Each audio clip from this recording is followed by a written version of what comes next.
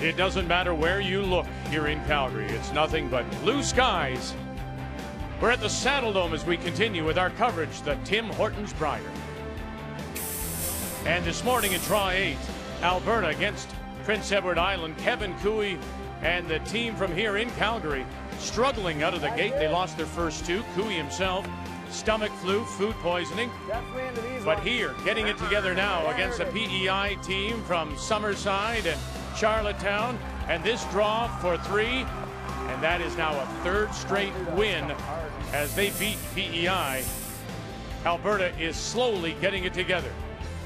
British Columbia against Ontario and Jim Cotter against Mark Keane. Ontario had won their first 2. This was close until the 9th. BC will score 4 as they go on to win it 8-3, and that is now a third straight loss for Ontario. 2 other games on the ice. Manitoba lost their first 2, now have won 3 in a row, and the leaders after a win over New Brunswick 7-4. So as we check the standings, one team remains undefeated, Northern Ontario, top of the table. And there are the teams you expected to be in contention, now starting to play much better, including Manitoba and Alberta. But what about Team Canada and John Morris, still at 2-3? So coming up now in Draw 9, you'll have again your choice of games.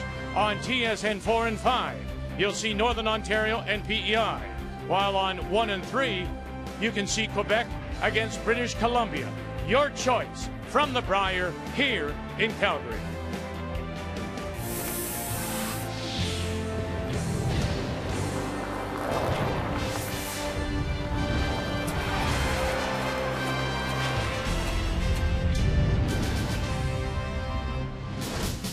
Five up, 5 down. Northern Ontario have shown why they're one of the favorites, and they're the last undefeated team in the field. The national title was theirs in 2013, and they're in championship form once again. Rookie jitters out of the way, Adam Casey and his team from PEI have been playing with composure under the bright lights.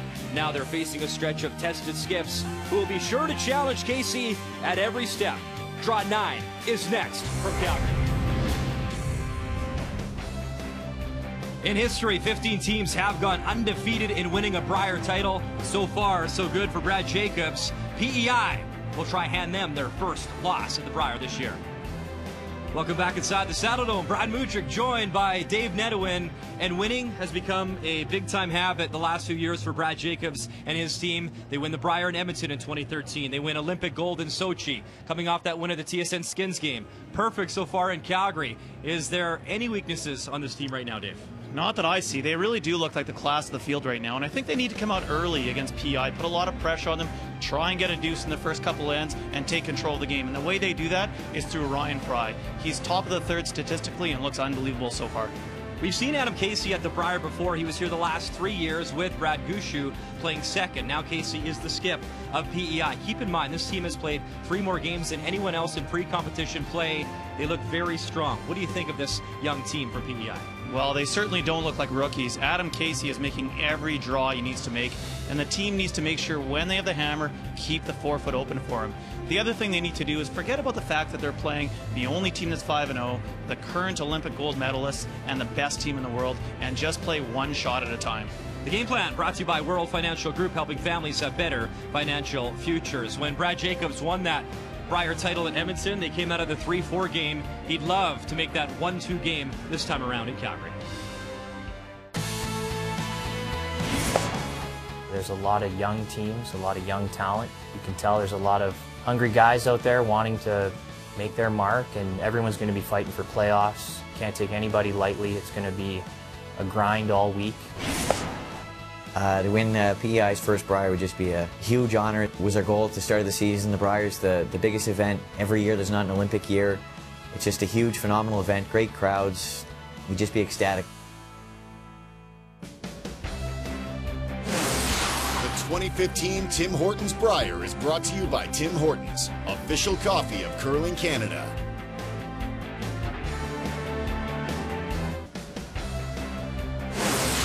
The 2015 Tim Hortons Brier is brought to you by Ford of Canada, proud partner with Curling Canada for more than 20 years. by M&M Meat Shops, frozen food at its best, and by Scotties Sponge Towels, Purex, and Cashmere. Proud to support the Scotties Tournament of Hearts.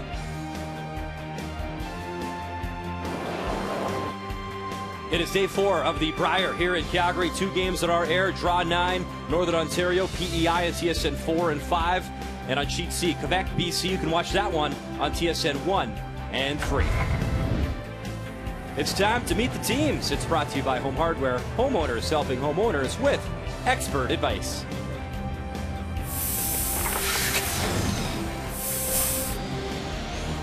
Hi, I'm Brad Jacobs, skip of Team Northern Ontario. Our lead is Ryan Harnden. Our second is EJ Harnden. Our third is Ryan Fry. And we curl out of Sioux Curlers Association in Sault Ste. Marie. I'm Adam Casey, skip of Team Prince Edward Island. My lead is Robbie Doherty. My second is Anson Carmody. My third is Josh Berry. And we curl out of the Silver Fox Curling and Yacht Club, as well as the Charlottetown Curling Club.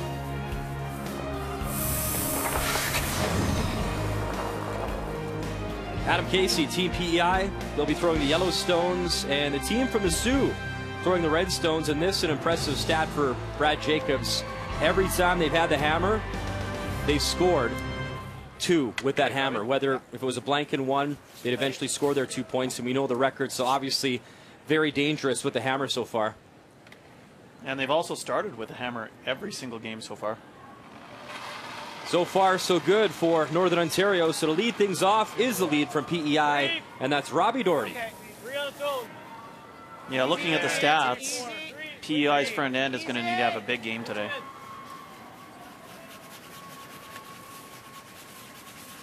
You guys gotta go. Yep, come on, hard. Gotta go, it's gonna be better than that. Go, go, go, go, go, go, go. Surprised how fresh that was. Let's go, Rack. Beat should be good here, right? Yeah, interesting too that first shot of the first end against the Brad Jacobs team that PEI throws up the center I guard. still think it would be hair positive.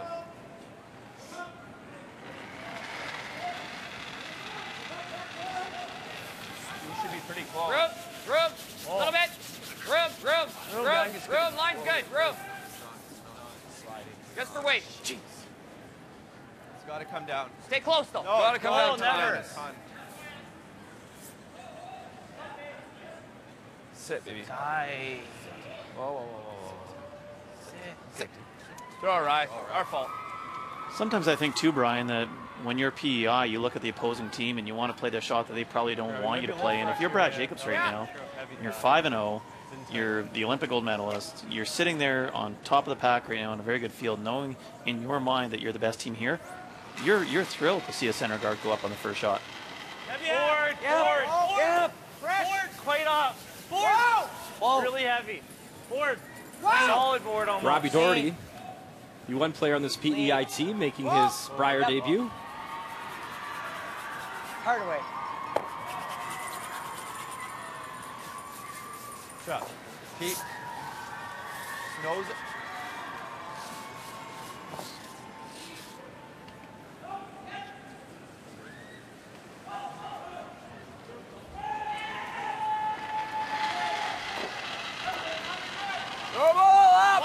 Whoa, lead.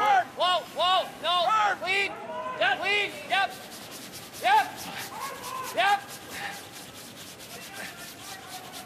Right to it.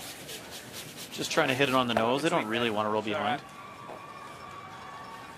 All right, let's go, buddy. How much weight? Shot. How there? Okay. Throw. Hey, guys. There's our first look at Anson Carmody. He played with Eddie McKenzie in the Briers in 2013. Just normal. And last year, 2014.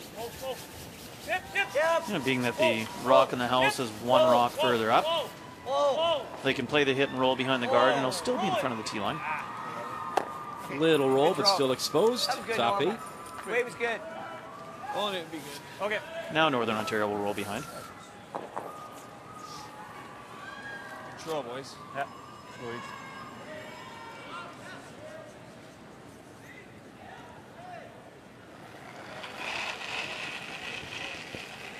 Control. Whoa. whoa, whoa, whoa, whoa, whoa, whoa, whoa, whoa, whoa.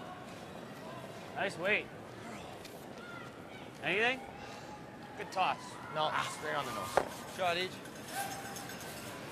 Board. Okay, just board here. Let us know. Oh, board. How's that weight? Yeah. Hair fresh? Close. Just give us good board. It should be fine.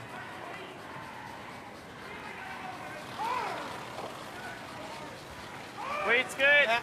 Solid. Weight's good. We've watched sheet 8 a few times now, and it is slightly different than the other 3 sheets. Talking to the ice makers, it's a different set of stones than the other 3, and they're a little bit more aggressive potentially, meaning a bit more curl, maybe a little bit slower. Anson gets the roll this time, but pops out the other side. Your draw didn't go nuts. Jamie Barrasso, the head ice official here in Calgary this week. Here last minute. Yeah, they've done such a great job. Incredible amount of curl, which is exactly what the curlers are looking for. And in addition to that, very predictable with the takeouts. They know that as soon as they raise the weight up above board, that it's going to run very straight. Yep. Whoa. Yep. Whoa, whoa. Certainly got that one going. Bit. Hoping that the shooter can spin into the rings. Wishful thinking. Last game here. Yep. I think it's a hair slower than this morning, Josh, but it's right up. Yeah, I wasn't light this morning. So. Yeah. And we saw Josh Berry at the Brier last year as well. He played for Make a little bit early. James Grattan at the lead Okay, position. line's okay. One, Line's good. Line's good. 2, Keep going hard. 1, 2. Okay, Hard, you're Robbie. over curling. Over One. curling. Hard, Robbie. Hard, Robbie. Off. Oh. Off. Off. Whoa, Off. whoa, Off. Off. Off. Off. Off. And this, Dave, also one of those young teams here at the Brier. Their average age under 25. We talked about the young team from Ontario and Marquine. Also average age right around 25 years. So some great new blood and young talent here at this year's Brier in Calgary. Yeah, it really is good to see the young players from all the provinces too. There's, I mean, even though there are some veterans, in the field with Jean-Michel Menard, and it's hard to imagine you're saying John Morse is a veteran. He's still so young, but there's a lot of young players here. Whoa, whoa, yeah, whoa, yeah, whoa, yeah, whoa, yeah, clean. This guy was one of your keys coming in, Dave, for this game. Ryan Fry, tap on the nose, move it back, and that shot stone now top 4. Yeah, and that's all made with control of the weight. If he had been any heavier than that, he wouldn't have got the curl. And we can see when the guards are too high like that, they really don't protect anything. I mean, that yellow guard's covering probably half to 3/4 of that stone, and he very easily got the nose or even inside. Get off it at the end, Guards need to be tight. Josh, just 22 years of age. Yep. Forward. Whoa. Forward. Yep. Whoa. Whoa. Forward. Yep. Forward weight. Clean. Clean. How old were you, Yep. David, Hard. your first Hard. Brier? Hard. I was 27. You paused there. You had to go way I back. had to think. That was a long time ago. It doesn't seem like that long ago, but say 15 years ago. What a thrill, though. 22 years of age and not your second You want Brier control? already.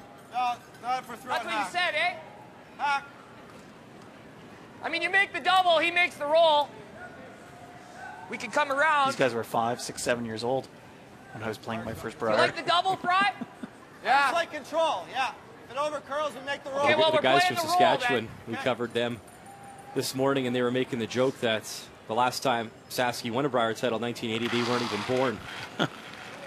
But that young team, led by Steve Laycock, they certainly are making some noise this week and looking very strong to make the Final Four. Other way. Yep. Whoa, whoa. Get it. And a nice little double bonus at the back, and that shot stone, top 8. That was a good weight, eh? Oh, yeah. Now you notice again that Ryan didn't throw big peel to make that double, just a quiet takeout. And actually that's the one area that Team Brad Jacobs has really worked on this year, is looking at and ways that they can improve on their quiet game. The taps, the light hits, the rolls, and it really shows. And I think for a team like Jacobs, you need to identify one aspect of your game that you're going to improve on from the year before, even though they're the Olympic gold medalists. Where did that go? Like every team will catch up to you. They see what you've done, they see what you've worked on, and they also improve. So in order for them to stay on top, they had to find some area of the game that they could improve on, and it was the quiet game that they chose. Adam Casey, his 4th trip to the Brier, his first time here as a skip, and his first stone here in 1. Little roll away.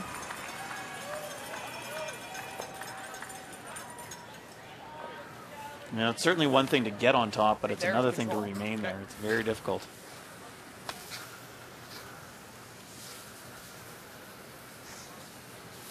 Roll it your way. My way, okay. Much roll. Well, amazing. You talk about how competitive this field is, and certainly Team Canada, one of the favorites coming in, and they've had their struggles at times this week. A lot of tight games, a 2-3 record. They're on the ice this morning against the Territories, and a lineup change there, actually, Dave. John Morris has moved down to the 3rd position, and it's Pat Simmons is skipping. Pat also throwing 4th stones. Yeah, it's a difficult situation when you know that your skip is struggling that much to make a change in the middle of the Brier like that. But the nice thing on that team is that they have a guy at 3rd in Pat Simmons who's been very successful at skip position as well. So they're not throwing someone into skipping that isn't comfortable or isn't used to that. So they really do have kind of that multifaceted back end that, you know, if John can play a couple of games really strong at 3rd, who knows, we might see him move back. But for now, they've given the skipping position to Pat and see how it goes. No, it definitely took a little. And Pat was very successful as a skip out of Saskatchewan when he represented that country. Josh was a little soft with his guard, I think that's okay, Ice. Yeah, it might just get a little fresh once we get in towards it should be fine because there's so many hits played down there. Okay. Okay. Yeah, I agree. T-line. I think Saw another example of that quiet weight that Brad Jacobs has worked on with the hit and roll. It's really good. It's good. Should be there. 6. Okay, you got room. So where does Adam want to stop this top 4 buried, or you want to be wary of the little run back that Brad has left himself as well? Yeah, I mean, they're going to try and get at least half around this, and if they need to tuck it, ideally you go deep, go back 4 foot and tuck it all the way. Probably forces Brad to draw for 1. Perfect shot. He buries it, top 4 behind. Sweet. We talked about Adam Casey's draw ability in it, and a lot of credit to the front end too. They knew exactly where that rock was stopping. No chance playing the out turn from the hack and red onto yellow for possible 2. Is it there? Well, I think they could tap the red on the nose if they needed to, but probably not with enough weight to actually move the yellow out of the house. And that's why Broom is down, and it's the in-turn draw for 1. You see the situation. Brad needs a piece of that Tim Hortons button for the single. So this is the first time in 6 games that Brad Jacobs won't get 2 with a hammer to start the game.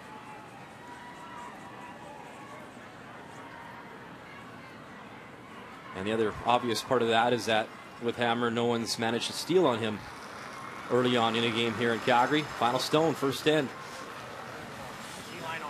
Line's good. We're all there. Yeah. Line's good. No. And you hear the Hardin brothers say it's all there. It's gotta be heavy. Needs to slow down here. Still gotta be heavy. It's coming down. Okay. Yep. And it did come down. Right on the button. Great shot. So some nervous moments down the ice from the front end, but it's good for the single early on here in Calgary.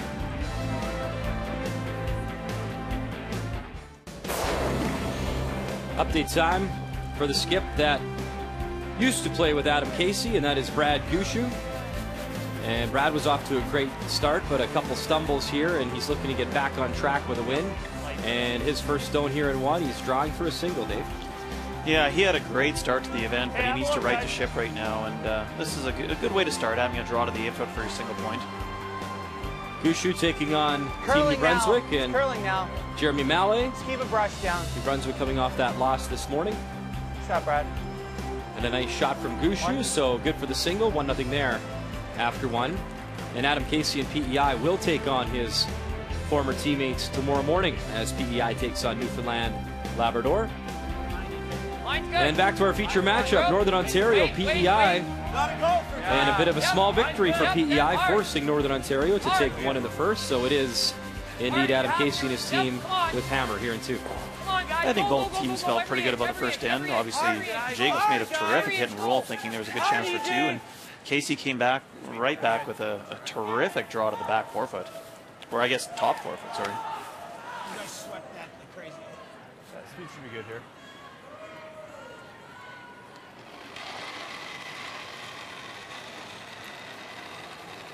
Should be there. Hey, you got room too. 4. Line's okay, just play the weight. Gotta be 5, Weight's guys. pretty Line's good. Play the weight. Weight's good. Don't lift anything, but play the weight. There. Okay, Weight's to it. okay, line's Just okay. do it. Clean No it, bump. clean it. No bump. Okay. Yep. Hard, you're losing line. Go. Hard. Okay. Shoot. Last night, Dave, Northern Ontario was taking on Line's good taking in, I guess. Ontario, and there was a moment in that game where Marquine was throwing his stone, and E.J. Harnden gave him a little tap, and basically the concern was that the skip from Ontario was having his knee down and his body touching the ice, which at times can cause a problem. And obviously, some viewed that as an issue. Your take? Yeah, it certainly got, I think in my mind anyways, blown out of proportion. You know, it's interesting because, you know, I've played in these events right up until the end of last year on arena ice, and the one thing that every competitive player wants is ice that's going to remain consistent and without picks. Picks are the absolute worst thing that could happen in curling. And there's no question that when a body part is on the ice, whether it's a knee or a hand or whatever, it leaves a little mark, and it can affect both teams really dramatically. So it's very common for players in the opposing team to go up and mention to the player that's sitting on the ice on their hands or on their knees, like up, or give them a little just tap on the shoulder. But I think that, you know, it really comes down to how you communicate that. And the part I have a hard time with, to be honest, is I don't know what happened transpiring up to that. Was it commented already? Was it not? Was it accepted? Was it brought up a few times maybe? Right. Had it been going on for 4 or 5 ends? Those are the things that, from our perspective, as well as from, I think, from the fans' perspective at home, you don't see those things. So it really does come down to 2 things. Number one, the players need to get off the ice. There's no question about that. And, of course, the second thing is how you communicate that message. But, you know, I think both teams looked at it as something that they can learn from in this event, and recognizing that there's probably ways that they can improve both, you know, keeping off the ice and how they communicate. Gotta hit something here. EJ runs it back. He'll get a little piece, and just before that, a beautiful double from Anson Carmody, and that's why you see those 2 yellow stones for PEI in the house. It's and of course, okay to it show is him a piece of Adam this Casey one. with hammer here in 2. And just to wrap up that thought, I guess the thing is, maybe you go to an official and you say, hey, listen, if you've maybe made that comment a few times and nothing's come of it, I guess the right course of action is just tell an official. And do you feel the players should police that themselves? Well, it has to be to some extent. I mean, you can certainly go to an official and mention that there's an issue with it, and the officials will then mention it to the player. But I mean, I'll give it an example, and I don't mean to pick on anybody in particular, but you know, John Morris is so passionate when he throws his hits. He gets down on his knees, and he's watching so closely. He doesn't even realize half the time that he's on his knees, and he has no problem with John up, and he'll quickly pop up on his feet because he forgets he's doing it. You're in the moment. So exactly. So I don't think there's anything wrong with the players mentioning it and making sure that they just want the best ice conditions for both teams. Yeah.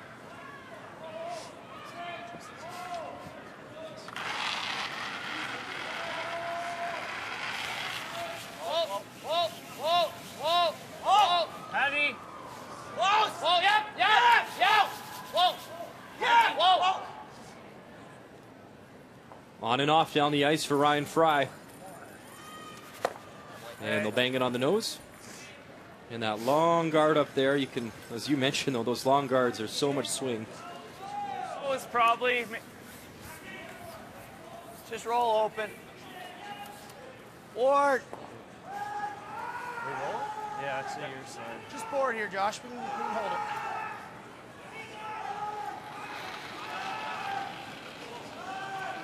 Yeah. Little solid. Board, solid board.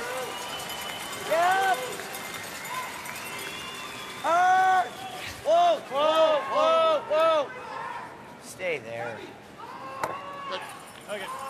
Very nice.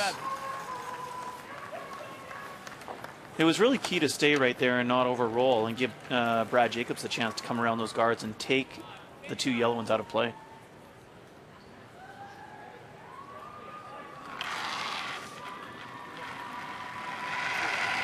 Same way. Clean. Clean. Yep. Whoa. Clean ball. Clean. Same way. Oh, no. Heavy. No. Yep. Yep. Yep. Whoa. Yep. Yep. Yep. Okay. Dave, kind of a cool family story as well as we look at Eric Harnden, and that's the father of Ryan and EJ, and that's also the uncle to Brad Jacobs. And during a game this week, actually, Eric got some action in and got to play. And of course, Eric skipped just a few years back, and at that time it was Brad Jacobs going as the alternate. So it's kind of interesting, the family connection and how that kind of ties a bow on things years later. Yeah, familiar face for sure. I've played against Eric and Briers, and just a real nice family. Obviously a very talented curling family. That's unbelievable, actually. But yeah, for them to bring Eric along and be part of this team and experience it, I think it's fantastic. Just 5-6. We're there. Hold on, well, can't be behind the tee. Sit. Curl. Sit. Sit. Okay, Josh. Shoot.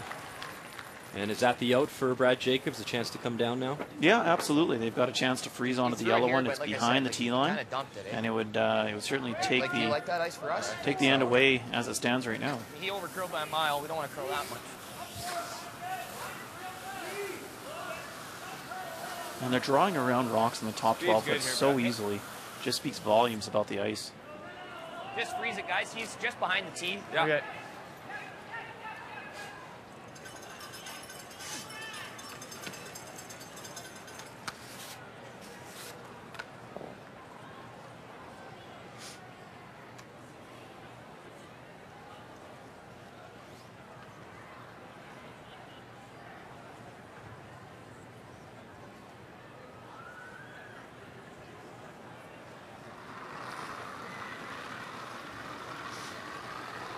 That skip right there has had an incredible couple of years, winning that Brier in 2013, just up north of Calgary and Edmonton. Of course, the gold medal in Sochi. Married his bride, Shauna, now a new baby girl. It's been a Hollywood couple of years for Brad Jacobs.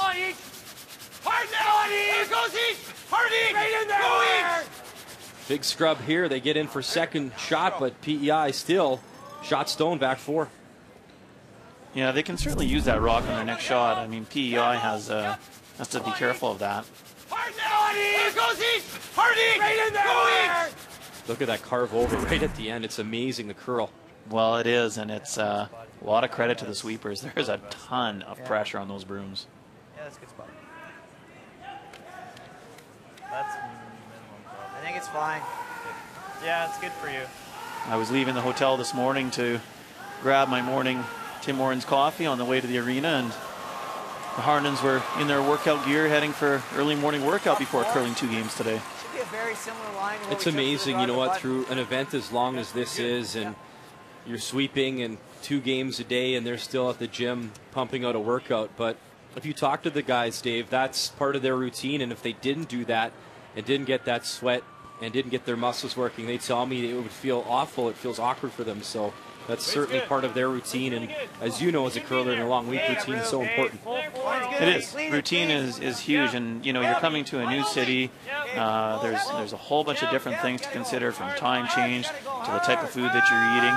I mean, even things that you may not think of commonly, like the change in humidity. We're in Calgary where it's very dry, whereas where they live in Thunder Bay, the humidity is a lot higher, so you just feel different. So you need to try and do as many things the same, you know, and keep in the same routine as you would when you're at home. Are we not? The boys up in Sault Ste. Marie. Yeah. Sault Ste. Marie is actually what I meant. You're close. Yeah, You're thanks. close. Northern Ontario. Guard, he's got to run our guard in, right? Could also run that for 4, I guess. Well, I'll give him one. Got to give it to him. We just got to guard this one, Brad. That double's not there, eh? Soft? No. The red, like intern? No. No chance. This right now is touching this for sure. What, this yellow? Yes.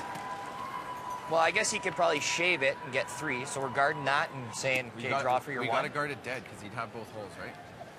Huh? We got to guard it perfect, yeah. What do you mean both holes? Well, he would have it this way too. We just got to guard. We got to guard this side of it. Yeah. Like the same ice there. Or you like a little more? I like more. Okay, let's go there then. Okay, let's go. Edge of the 8. Yeah. Split the center line. Higher the better.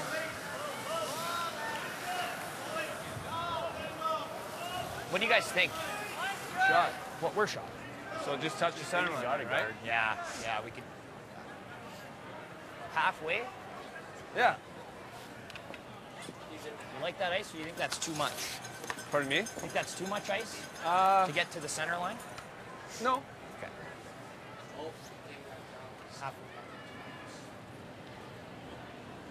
You can see like a half an inch. Let's go to Sheet C now. Quebec taking on British Columbia.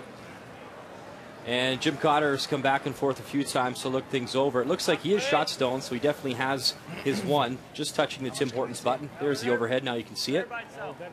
And now just trying to find a way to either remove that red stone top 4, or now Jim's looking maybe at playing the draw and wrapping one in. And that one, by the way, live right now on TSN 1 and 3. I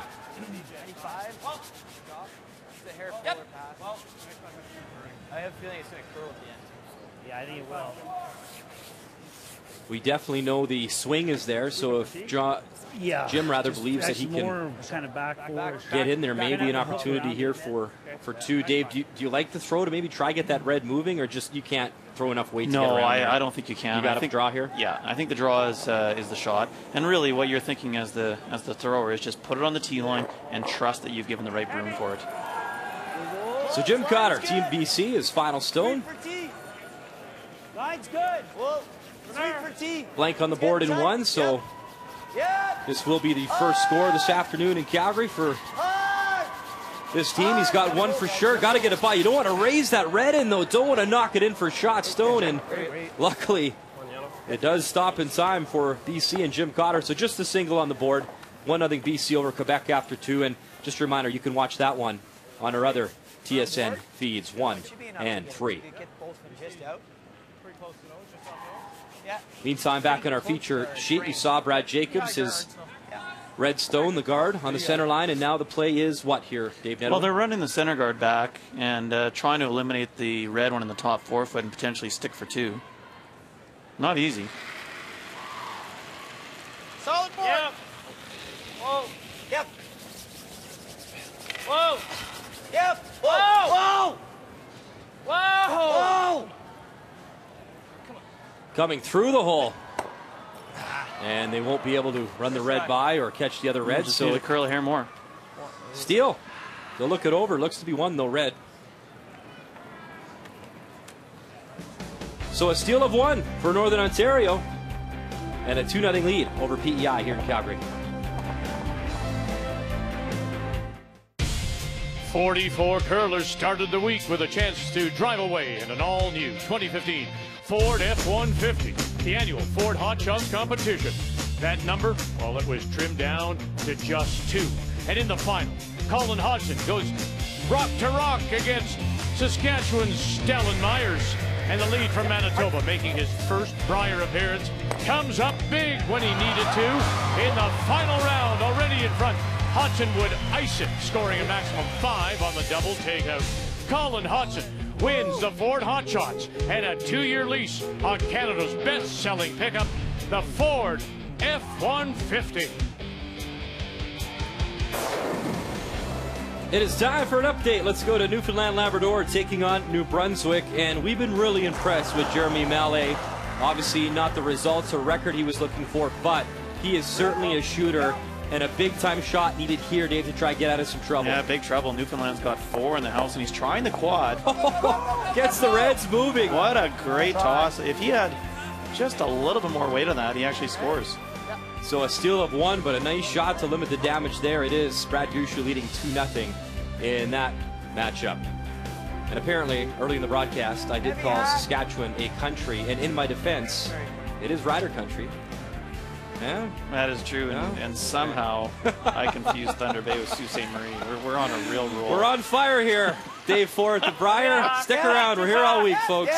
But we are very glad you are patient with us and continue to watch our continuing coverage here on TSN. A steal of 1 for Northern Ontario, the boys from the Sioux, and a 2-0 advantage over PEI. It is Adam Casey with the hammer here in 3. Brad, why don't you just throw here? Or here? All I really care about is where this rock ends up. As long as we're tight here and make that. I like Peel. I don't like messing And around. one other score we'll update you on. It's still 0-0, Team Canada and the Territories in the third end. And it is Team Canada with the hammer. Also, we should mention as well that a lineup switch there as well. John Morris has moved down to the third position, and it's now Pat Simmons skipping Team Canada. Pat also throwing 4th stones. Great toss.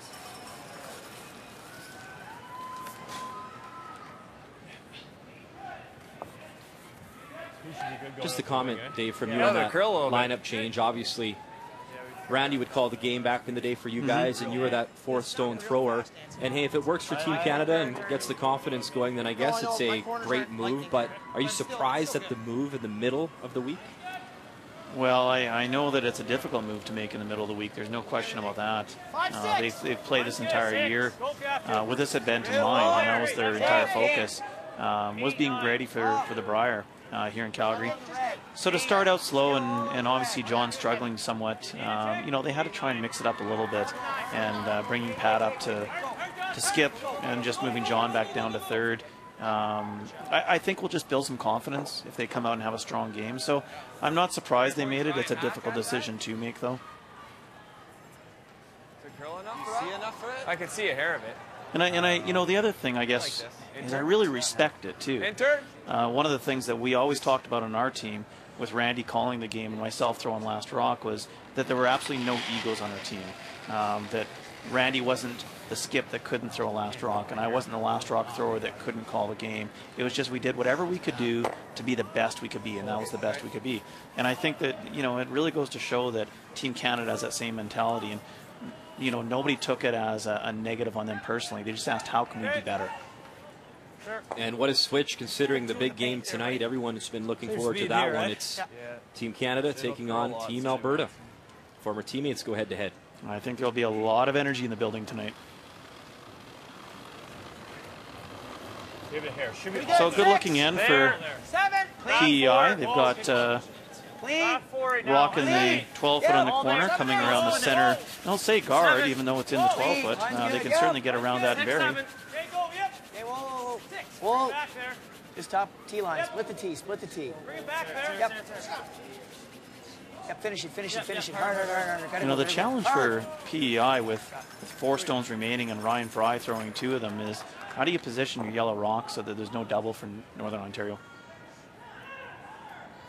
I mean, they made a really good shot there, and Brad Jacobs is looking at the double, and it's about 1/8 of a rock. I mean, that's how much confidence they have right now. If you want. I mean, it's no matter what way you throw, it's all or nothing.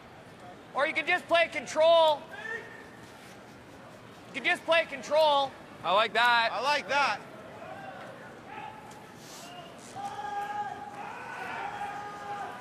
So theory here, just control your weight and try to keep the shooter and roll to a place that can be useful? Yeah, for sure. There's actually no reason to play the double right now and be the hero on this shot. It's extremely difficult, and like Brad said, it's all or nothing. So just hit and roll in front and position your rocks where you can use them on the next few.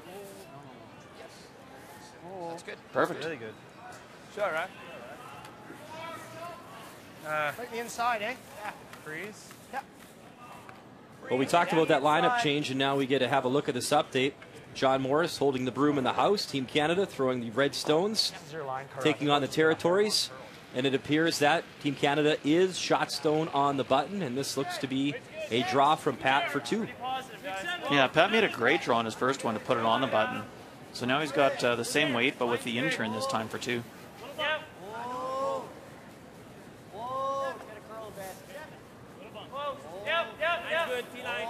It's been a tough week for the Territories and Jamie Cooey.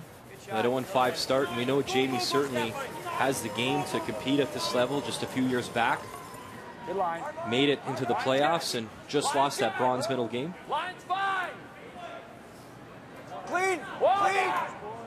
So final stone on the way as we watch the update from Pat Simmons. Carter Rycroft on the left, Nolan Thiessen on the right. Stay close, yeah. Nothing really yet. Now maybe a final scrub. Little curl at the end, move the yellow. And the broom comes up, is it two? I think it's just a single. I could be wrong. One for sure.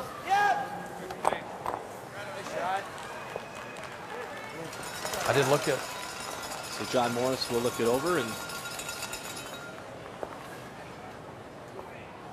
on our sheet, a fantastic freeze by Josh Berry. I can't tell. Those rocks were positioned really well for Northern Ontario. So they're going to call for the measurement, so we will let you know. One for sure, maybe two. We'll keep you up to date.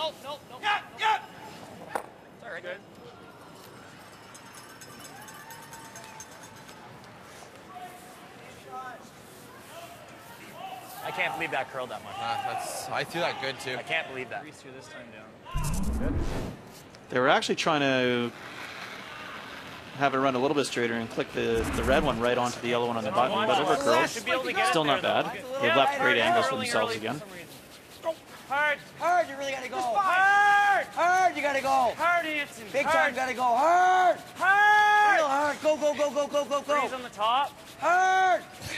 Hard, keep going. Hard, never stop. Go, go, go, go, go. Whoa, whoa, whoa. Whoa, whoa. Back grabbed early. Just the effort there from Robbie Doherty. Wow. Great brush from him and Anson.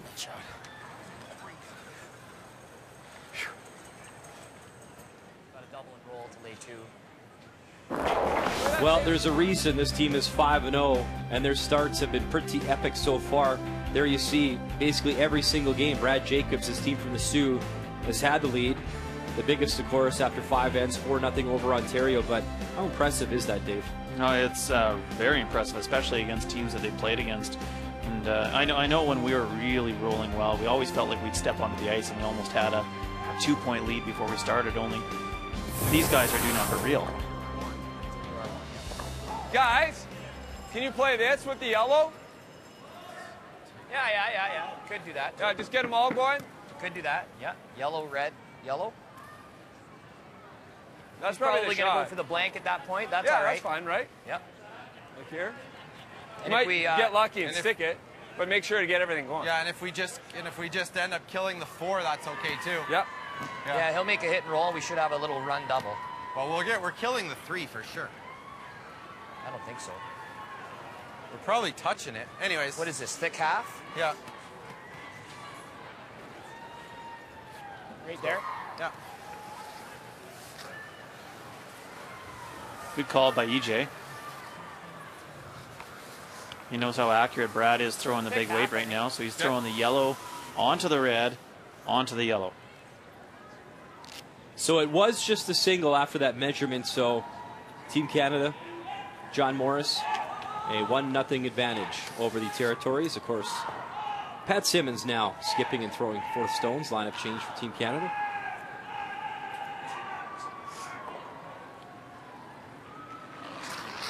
Brad Jacobs, his 7th Brier appearance, his 5th trip to the Brier as a skip. He's trying to play it thinner now and push the red one back.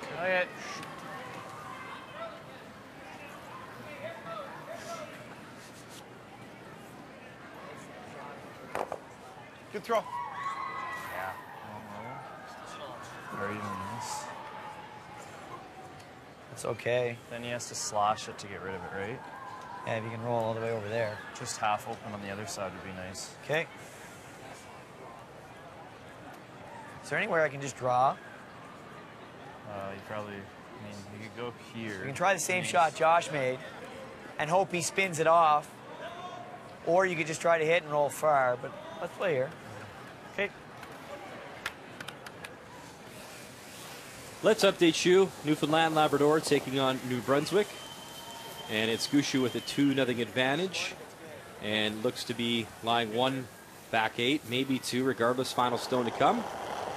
And Jeremy Mallet drawing for a single. Yeah, Gushu's lying 2 right now. If he wasn't, Mallet would be hitting the open one for his 2 points. So Just a draw for a single. How are you guys? Just go. Mallet curling out of the Thistle St. Andrews Curling Club in St. John. Big scrub, they've got to go. Come on. Go, go, go, go, go. And it's just not going to get there. One So red. that's a steal of one. Yep. Brad Gushu now a 3-0 advantage after 3 on sheet B. Okay, she's Close, gonna go. close. Yep. Yep. Hard. Hard. Hard. Gotta go. We really want to get this by the top one and corner freeze the back one. Keep going, keep going. Whoa. Right through the little hole and spins in. So it is PEI. Line 2 now with hammer. Just off nose on the top one, and both yellows That rock go. curls a lot. I'm gonna get rid of it. Had to sit on top of that back red rock. And I don't know if you picked up on the comment. It sounds like Adam Casey not happy with his stone, so feels it's curling too much. He's going to throw that down to someone in the front end. Yeah, if you have any doubts, you definitely get rid of it right away. And if Adam Casey had thought that previous to this end, there's no reason to hold on to that First rock. end was my guard. My Give it to first your or my lead and second move shot. on. I know.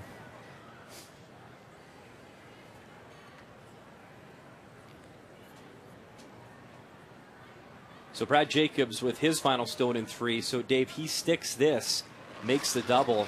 Access to that button is going to be pretty closed off. Absolutely. Depends on where he spins his the one in the top 12 foot too. But First things first, got to run it back, get both. He does.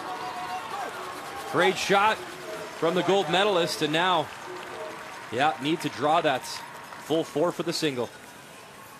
yeah, the fact that he spun the one in the 12 foot out about 6 or 7 inches makes this draw much more difficult. I think so. Okay. Is that enough, Adam? The problem is Yeah, you that's can't good. even hit that one stone, because if you hit it on All right, it's gonna be T. the nose, you're not going to be shot stone, the one touching the 4. Exactly.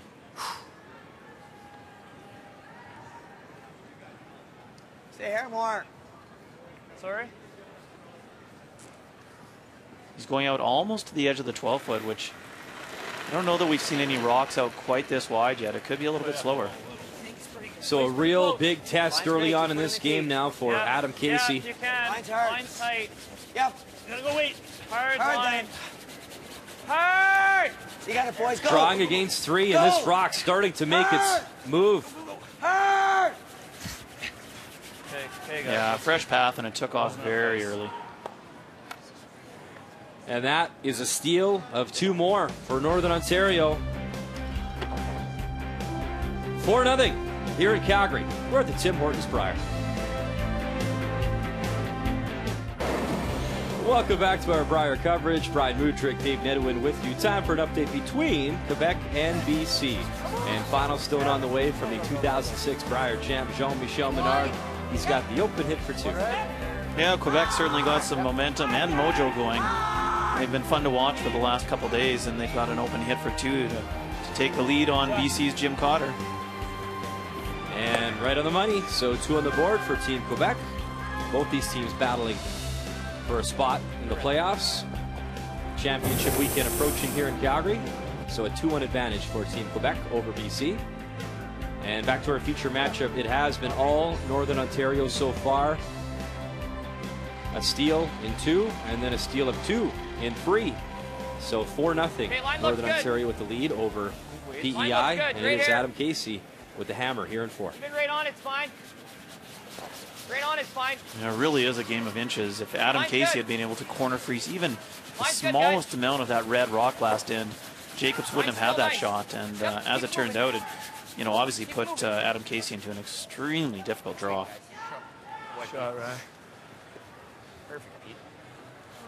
Quite a bit straighter, eh?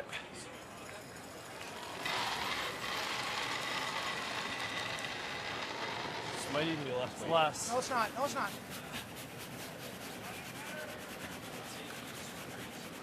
I don't know, boys. Even hard, Anthony, if you can. Yep. Fine. Nice throws.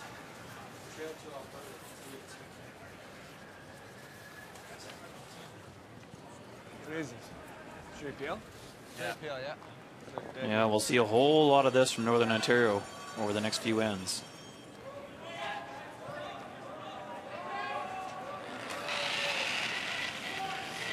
Clean. Yep. Yep. Yep. Yep. Yep. Yep. Yep. Yep. Yep. Yep. Yep. Yep. And a nice peel from EJ. You threw that good. We showed that graphic, Dave, not too long ago about the impressive starts in these games for Northern Ontario, and basically every time they have the hammer to start a game, they eventually score. And they've actually only trailed once the entire Brier tournament, and they were down for a bit to Alberta. But other than that, they've led in each and every game. Yeah, that's quite an impressive stat. There's no question. They're halfway through the week and have led at one small portion of one. Or sorry, I've been behind only in one small portion of one game. Hard. Hard. Hard. Hard. Gotta go. Go really hard. Hard. Go. Hard. Just a little more. Hard, hard, hard, hard. Good shot. Anson Carmody gets those stones going in the forefoot, removing one. It's good, Ant. Yeah, PEI needs rocks around right now. You like that? I think ideally they would have pumped that one just to back 12, and you never know when one's going to jam on it, and it acts as a catcher. Feel the guard. No.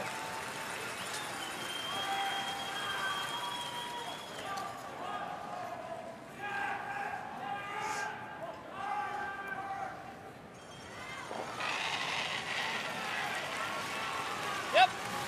Clean. Yep. Clean. Oh! Easy. Easy. Easy. Clean. Clean. And EJ hits that right in the nose. Okay. Yeah, PEI can still use that rock. By hitting it on the nose, it's, you know, it's very possible to come around that top 12 stone and sit in the back 8 fully buried. Second stones from Anson Carmody. Room. Carmody and Casey actually played with Brett Gallant in 5 Canadian juniors, and they won gold back in 2009 at the Worlds. They Felt good, guys. won silver in Vancouver. Meantime, update sheet D. You have a live look at Team Canada taking on the territories, and you see Jamie Cooey final stone on the way, and he's drawing against 1, 2, 3 Team Canada stones. He's got to get to that forefoot. Gotta go. And a nice scrub. They get her there in time, so they find the forefoot, one on the board. And it is now 1-1 after 4. So Jamie Cooey on the board for the first time this afternoon in Calgary. Hard. Hard. Run back successful on our feature game as Ryan Fry makes it go away. Yeah, Adam Casey came around that top 12 stone pretty easily and buried it. I was a little surprised that Northern Ontario didn't peel that corner guard. A little quicker going here, I think. Give me a sec. Yeah, speed's good. Brad had motion to make that play, and then they opted to keep the play in the house. Yeah, I think EJ had suggested peeling the corner guard, and Brad right away said no, he wanted to hit the one in the house. Okay. They'll be all there. 6. Pretty good. No. 6, 7. No. 7, 8. We're all there. Okay. 8. No. 7. 8. Oh, it's got to be heavy. 9. A ton of room. 9. 9, 10. It's all there. I can't touch it, Casey. Just slide. Nice. Bowling.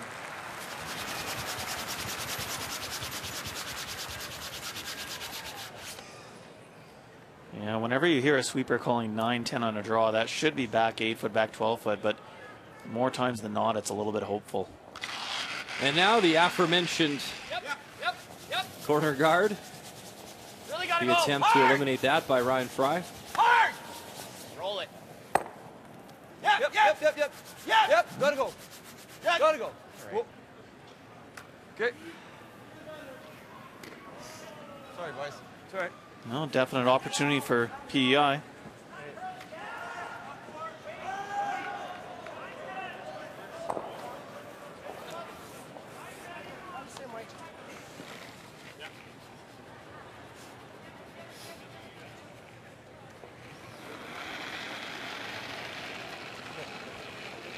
We're only back 4. Yep. Back house. Hard. Gotta go hard. Real hard. Josh Berry trying to come around and roll behind cover, and this one's taken off on him as well. Yeah, just light.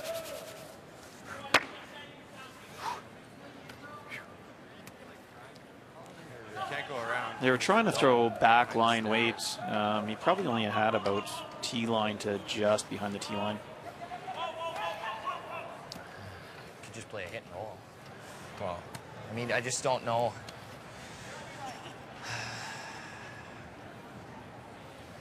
It's pretty tough. You got to throw like back line to make this shot, right? Yeah. You agree? What's that? You agree? Well. You got to throw half a rock, hopefully get into here, push this to here. Yeah, I think Let's do that. Like here? You like that? You like coming that way? I think so, yeah. For Just sure. because of that? Yeah. Ever think, David, of playing a split off your It's gonna be top tough red, 'cause and you that gotta- way I you think those are the access four. your stone top 12 if you needed to run back? And even if you split the top 8, it's fine. Huh? Splitting. Yeah, touching the actually, top 8 is fine. you know what, Brian, I was just looking at that. The danger stones for Northern Ontario right now are the two rocks, top 12, and just in front of the house, because they're angled awkwardly we're that throwing, like, back if 12, PEI right? gets behind it, they can't run them Right, back. that's good idea. So those are the real danger stones.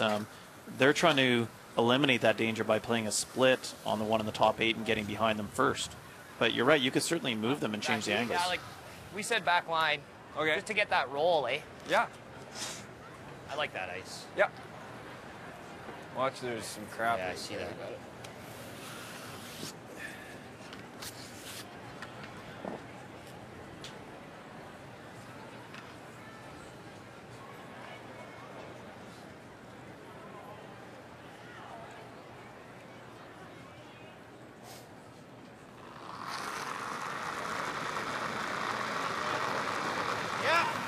Back line. Whoa. Yep. Whoa, whoa. Yep. At least back line. Yep. Yep. Hard. Back line. Well, hard. Yep. Hard. Well, Hard. Hard. yep. Hard. Take the roll. Keep going. Good sweep from the Harndens the entire way. They get the little roll. And that one will slide out of the house in the back, but Should have it, I think, if That's goes real. behind. That's really good. Yeah. No, I don't. It's too easy for him to slash it. There's one spot. Let's see if we can get a miss. I think he's going to try to run it as opposed to freeze, and if he does freeze, I might have a double with heavy board. So PEI could either go top 8, just biting the 4 foot right beside the red stone, totally Zach, buried. back 4. There's no angles, or they can go deeper right behind the red one in the 8 foot, and again take away the angles. Got to overbury everything then, right? Yeah. Try to get as much buried behind his as possible. Yeah. He's good here. Yeah.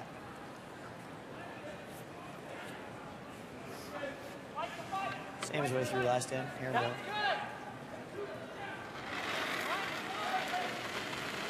so Adam Casey with his first here in 4, We're all there. Wide only. trying to Room generate right some now. Can't touch offense it. here with skip stones. Where? Whoa, we're back house. Okay, back. Just try Never. to bite the 4 foot. Never. Can't touch it. Adam. Still on the 8 foot at Oh, least. Anson, whoa. Oh, on its own, Anson. I Sit. think he was going to grab something there. Good job, guys. And that will stop back 8. Okay. A little deep. Yeah. Foot heavy. Good judge. He's got that then. Yeah. Dave, this Northern Ontario team playing 59 ends. They've only trailed in 1 end so far, all tournament long here at the Brier, and shots like this, well, that's why. Yeah, they'd actually hit this just dead on the nose and not spun the red one out. Adam Casey would have had a much easier draw for a single point, but when things are going well, boy, they sure go well. And right now, every roll is working out for Northern Ontario. And that set up the deuce that you see, and it was a steal to make it 4-0, and that is certainly a key shot. It's brought to you by Cashmere Bathroom Tissue. Nothing feels like Cashmere.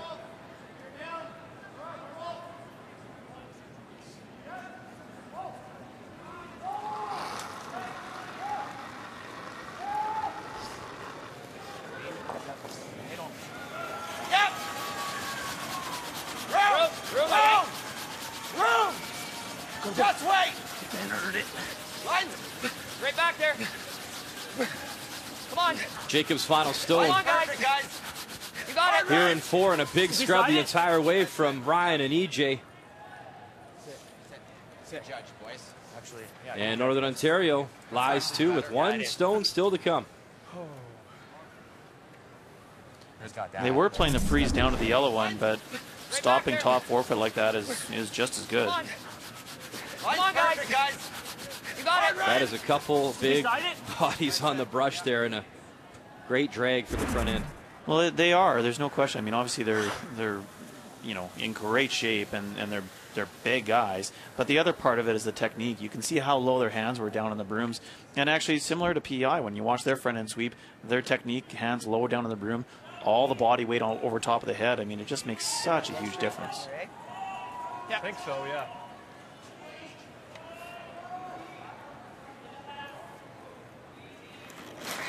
So final stone. This slash, can they get more than one here, Dave? Well, they can if they hit about a third of a rock. They could do the run double. Just a hair. Bang the yellow back. He'll punch the red up, but the frustration obviously showing from this young team. Josh Berry kicks it away, and it's another steal of 2 for Northern Ontario, and a 6-0 advantage after 4. With up to 5 matches each week, TSN is your home for all the Barclays Premier League action. And we have Newcastle versus Manchester United coming right tomorrow on TSN 2. Another beautiful day in Calgary, Alberta. Our home for the next week, the Saddle Dome, home of this year's Tim Hortons Brier. 7th time that Calgary has hosted this incredible event. And it has been a one-sided game in our feature matchup. A steal in 2, 3, and 4. 5 stolen points so far for Northern Ontario, and a commanding 6-0 advantage. And with that, Ryan Harnden just being asked to throw his stone right through, as Northern Ontario will keep it as simple as possible here with action underway in 5.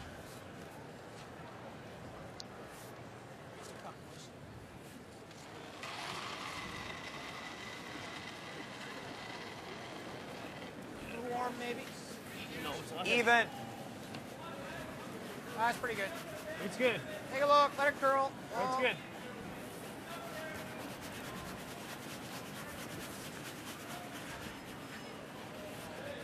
Well, with every young team and, of course, coming together as a team at the Brier for the first time, and you have Adam Casey skipping a team for the first time, there will be growing pains. But one thing they can take away from this, Northern Ontario, they've been beating up on everybody. It's not just PEI. PEI, you made a good comment, hasn't felt like they played that bad. It's just when they miss on the wrong side, they're getting punished for it. Yeah, exactly. We were talking about that they've, you know, they've had a few ends where they've actually set up and then just 1 or 2 shots a hair off, and all of a sudden Adam Casey's throwing, you know, angle run back doubles or drawing wide from the wings to score a single point.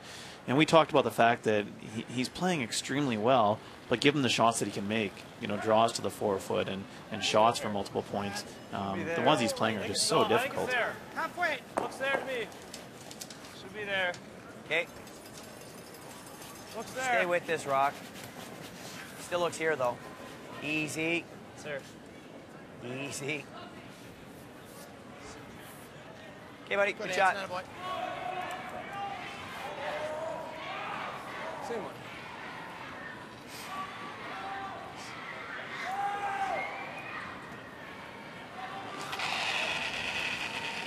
Clean. Whoa. Clean. Clean. EJ throws the peel.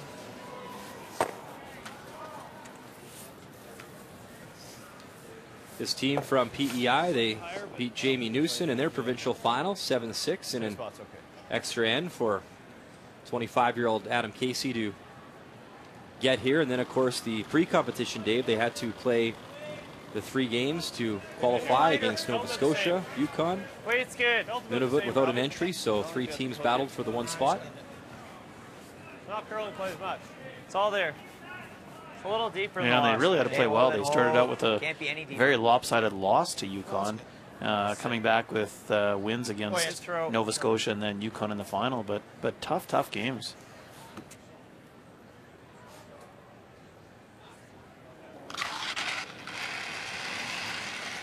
Clean. Yep. Clean.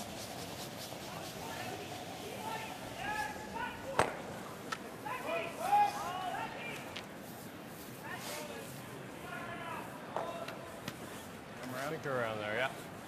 Speed should be Dave, good. you were fortunate This enough isn't to the win your quickest 4 spot, Brier but it should be titles. quick. Yeah, it should be Obviously, you know the schedule. It's a long week. Were there ever times during a week like this where maybe you needed a pick-me-up or mentally it was one of those days that was maybe a hump day for your team, or did you guys look at the schedule and make sure that you had a system to keep your guys as fresh as possible?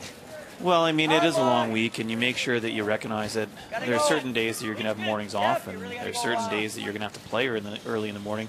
So you make sure that you come prepared into every day, looking at it as a new day and what do we need to do to play our best, also recognizing what the next day is going to bring. So, you know, sometimes it's nutrition, sometimes it's rest. You know, I think for Northern Ontario right now, having a big lead like this, they actually mentally can just relax a little bit, and I don't want to say go through the motions, but they're such a good peeling team. Just eliminate rocks, and the mental fatigue sometimes is as much as the physical fatigue. Shooting, right? And they got a tough next game. They're taking on a Manitoba team that's catching fire, and Reed Carruthers playing very, very well right now. And for PEI, you know, not that they're ever going to give up on a game, but they do recognize that, you know, the first thing they need to do is start building some momentum and getting some confidence back in the game. They haven't played that poorly. If they can generate a deuce and start getting some good feelings from this game, regardless of how it ends, they need to move into the next game and really have some confidence. Yep. Yep. Hard. Okay. Ah, that was a good throw, too. Yeah. Roll. Then he's got to roll that way. Yeah. Okay, Fry. Edge of the 8. Yeah, I like it.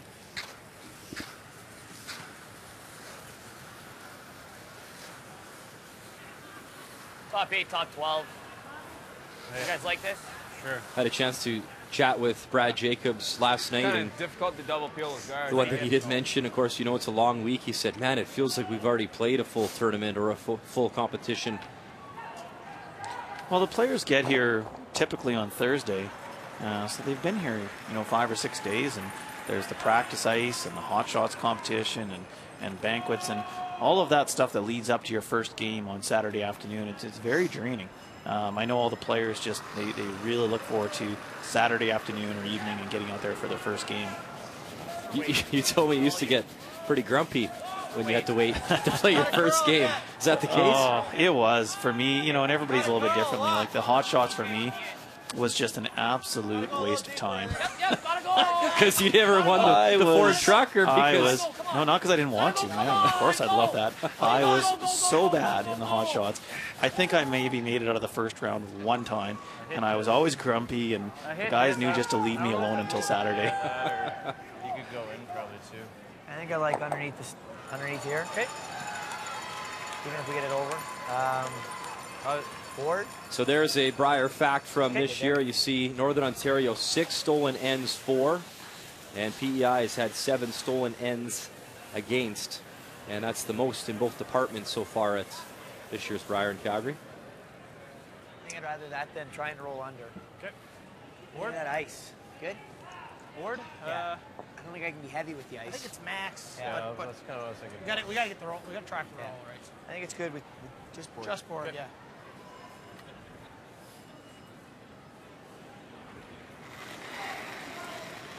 So Adam Casey here in 5. Board, pretty good, yeah.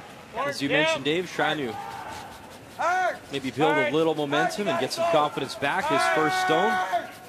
Yeah, Jacobs came up a little bit short on his draw, giving Casey a chance to hit and roll behind. And they just get the rub, still catch a piece of that stone and bump it back forward, but Shooter spins out. Just a spot on the ice? Huh? Oh, they're saying maybe a pick or a spot, but once they got off, David just started to take off. Yeah, I think they're just getting fooled on the curl a little bit. That'll be good ice. Yeah, I like it. It's been that kind of afternoon so far for Adam Casey and PEI. Yeah, well, Adam's also questioned his rocks a couple times, and we're not able to see exactly what he's throwing from up here, but, you know, I'd really wonder if he did switch that rock up or not. It's up further, I think, but there might be one there too. There's a lot. Oh, yeah. Right around. Yeah. Try to be a little more positive. Okay. Well, if Jacobs can put one top forefoot or top button with the in-turn, there's no out-turn draw anymore. I don't know how Casey scores.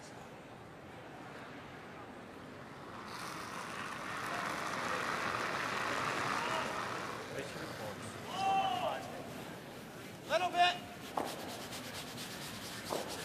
Wow. Team Canada territories, let's update. And as a broadcaster, Dave, sometimes I know when to just sit back and let you do your job. It looks like there's one redstone way back there. So they are shot rock. And is this just a run back try or what's going on here, pal? Well, I really don't know. I think he's playing the raise, the tap for 2. You're right, he is sitting 1. And it's a little bit difficult from our angle to see exactly what the shot is. But I think it's an in-turn tap right to the button. No, it's right on the nose. And it is on the nose. And if just joining us for the first time, a lineup change for Team Canada. John Morris is now at third, and Pat Simmons is skipping the team. So Pat Simmons now calling the game, and he's throwing 4 stones. It's a 2-1 advantage for Team Canada after 5.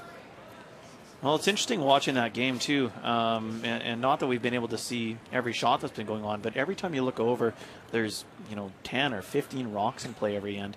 So with Pat taking control, maybe the strategy is just a little bit different, too.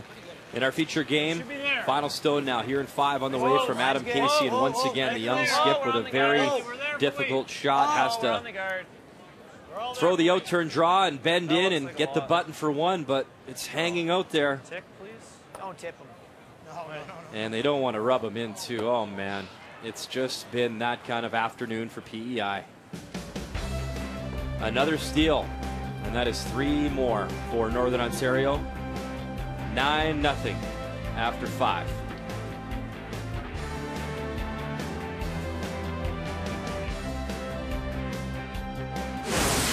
The 2015 Tim Hortons Brier is brought to you by Ford of Canada. Proud partner with Curling Canada for more than 20 years.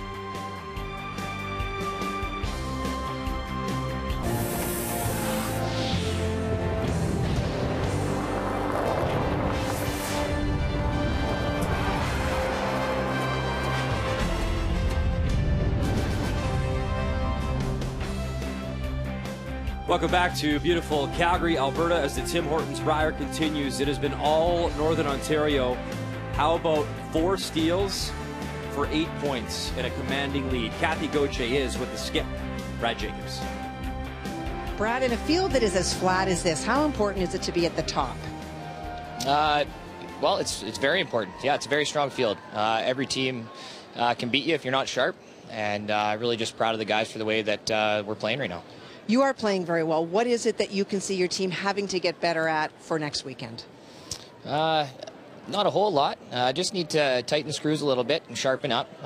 We're still making a couple errors here and there, but you're right. For the most part, we're playing really well. Just need to stick with it and just keep going. Your physical fitness, we've always talked about. You set the benchmark. In a week that's as long as this, does that give you an advantage over some of the other teams? 100% it does, yeah. We work very hard at that. We've been in the gym at the hotel every single day since we've been here, and it shows. We're not tired at all, and we're ready to go, so bring on some more games. Thanks, Brad. Okay, thanks, Kathy. It is a 9-0 advantage for Northern Ontario over PEI. Certainly the steals stand out, Dave. It's been a pretty one-sided game. Yeah, when you look at the percentages with Northern Ontario shooting at 86% and PEI shooting 74%, what that doesn't tell you is that the front end for PEI is actually outplaying statistically Northern Ontario, but the back end of PEI has really struggled. I don't think they've thrown the rocks that poorly, but the results just haven't been there. 8 stolen points. That stands out for sure after 5. Brought to you by Tim Hortons, official coffee of Curling Canada. Sometimes you'll have a day like this. PEI trying to shake it off. More to come from Calgary. The 2015 Tim Hortons Brier is brought to you by World Financial Group, helping Canadians have better financial futures. By Home Hardware, homeowners helping homeowners with expert advice. And by M&M Meat Shops, frozen food at its best.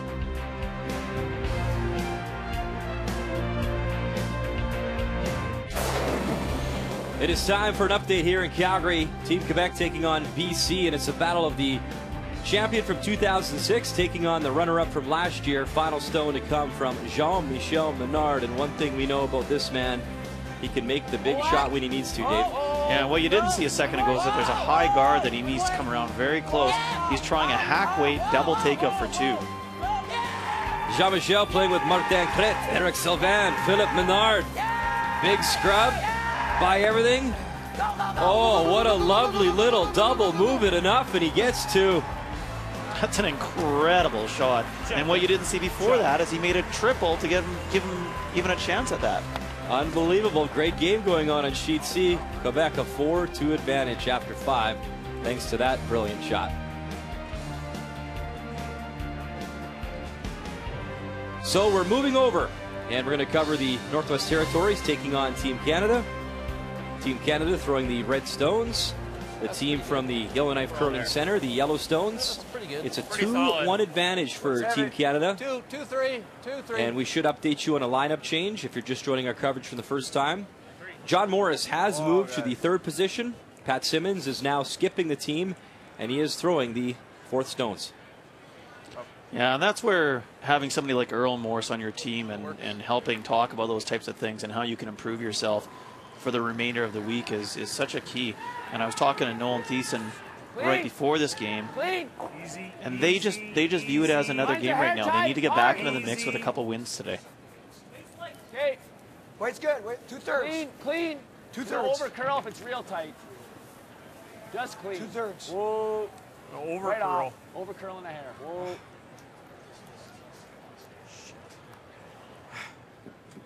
Wasn't enough room. Hack. Hack. You heard Nolan there just mention that there wasn't enough room for that guard, and those are some of the things that Pat's going to adapt to and learn over the next couple of games, just figuring out the ice. Obviously, he's seen it from the other end up until this point. Great numbers from lead Robert Borden from the Northwest Territories. Hard. Whoa, whoa, off. Mark Whitehead on the left, that's Brad Chorakowski on the right, and they'll wreck on that red stone. Yeah, but they opened it up, so not terrible. Hey, Carter. 2/3, buddy. These teams started off with a couple of blanks. Team Canada started with hammers, so 2 blanks, and then they traded some singles. It's all there. It's all there. Keep her clean with that. Line. Line on. It's good. 2/3. Whoa. Line's good. Okay, it's all there. Whoa. It's all there. It's really tight. It's really tight. Whoa, then. Doesn't need to curl, I don't think. Here, whoa. No. Almost in. Whoa. That's the way mine curled. Stay with it, Nolan. Stay with it. Good. No, good. Perfect guard, and we've talked about the fact that they do need to be fairly tight. If they're too high, you can certainly come around them with quiet weight and move the rock behind it.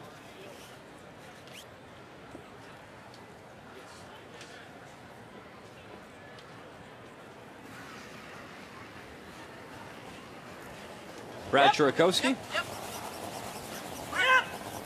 Whoa. Territories come in with that 0-5 record. Jamie Cooey looking for win number 1, and Team Canada, obviously the lineup change, they come in with a 2-3 record, and obviously that's not the start they wanted here at home in Calgary, wanting to get the fans behind them.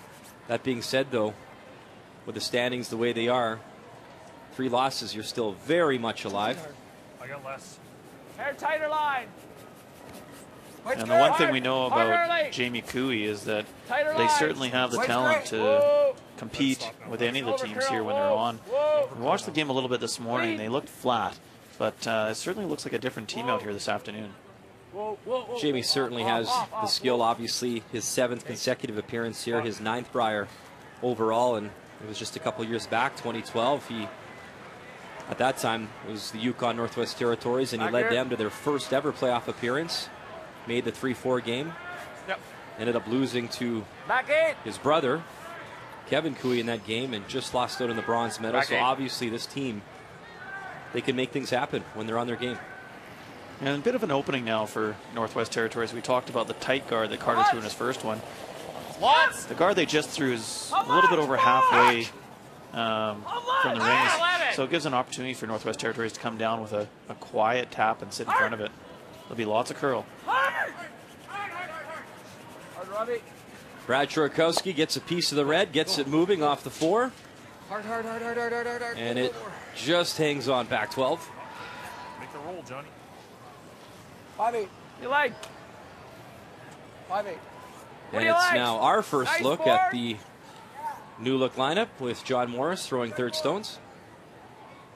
And keep in mind, last year, John was playing out of BC with Jim Cotter, and John threw the third stone. He called the game, and of course, Jim threw the 4 stones. This time, though, it is indeed Pat calling the game now and throwing 4 stones. And we first heard of the lineup, Dave. We weren't sure how it was going to play out, but that is indeed the situation. Yeah, we thought that perhaps John would still call the game, but one of the comments I made was that it's very difficult for some players to have somebody else hold the broom, call the game, and for you to throw last rock. I think for a lot of players throwing last rocks, they need to see the ice, they need to be in the end calling the shots to feel comfortable with it. So as opposed to having John call the game, which obviously he's proven to be very successful at, they made the full switch to have Pat call the game and throw last rock. Why was that so successful for you and Randy back in your heyday when you threw the 4th rocks and Randy called the game? Well, I think a number of things. Obviously, I had complete 100% confidence and trust in Randy's ability to call the game and to ice me for it and to know how I was going to release it. But the other part that I really appreciated... Oh, man, a miss here. Sorry to interrupt, Dave, but... Yeah. Opening the door for Team Canada. Continue. No, the other part that I really appreciated was that as a sweeper, I got a tremendous feel for the ice watching the rocks come down. And, you know, by being able to sweep Marcel and Scott's rocks, my draw weight was significantly better than if I held the broom and wasn't over top of those rocks. So just a little different perspective, and for me that worked really well. So we saw the miss from Mark Whitehead, and now an opportunity for John Morris to put the heat on the territories and come in again. Okay, speed's right up. We just want to bite top 4. Yeah, those are the kind of shots that you really need. It wasn't a difficult shot by any means. Just overthrown a little bit, and they run so much straighter. I think we're really good, guys. Line's good, Rube. Line's good. Where are ya? Top 8. Top 8. Whoa. I got top 4. Top 4 now. Hard. Whoa. Hard. Whoa. Over curling a hair. Whoa. Card. Whoa. Right off. And that one is fully buried. Top 4. Team Canada applying the heat on the territories here. Yeah, very nice shot by John. Good throw. Nice. Real nice speed there, still. Curled a little harder than I thought it would. Actually, yes. hey? I think it's just because I just sort of got out there nice, and it's just the one spot in the 8-foot, whereas if you 8-foot and 4-foot, if you poker, like Carter's in, and it's a quick spot, and it's a little straighter. Yep. Hard. Whoa. Hard. Mark Whitehead now. Whoa. The long run back. Get the red going. Good throw. Remove it. Nice pick. Curls just a fraction more, and he gets all of them. Miss both of them.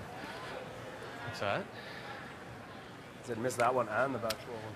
I don't know how I did that. It's good speed here, Pat.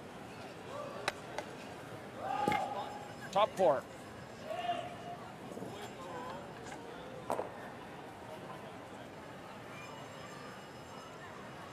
So Pat Simmons now throwing Still all up here. Yep. skip stones for Team Canada, and obviously Pat no stranger to skipping. He had great success out of Saskatchewan when he represented that province. Yeah, they're going to try and replace that stone, pretty much exactly where John had it. I got top 8, top 4. Line's good. Line's good, Rube. Whoa. Rube. Line's great. Almost. Yeah. Whoa.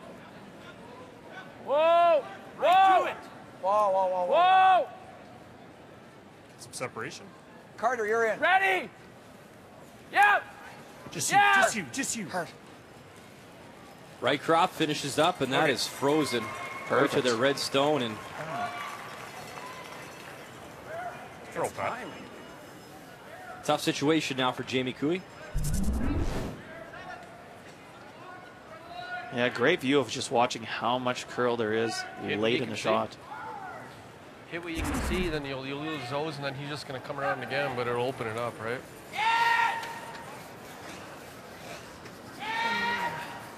Well, they're saying hit what you can see. I know you can't see much of it, that's for sure. Can you throw the kind of weight to get them both going, Dave, to squirt that top one out the side? Yeah, the only way to make this is with peel, and if Jamie does squeak by the top yellow guard, he'll definitely get them both.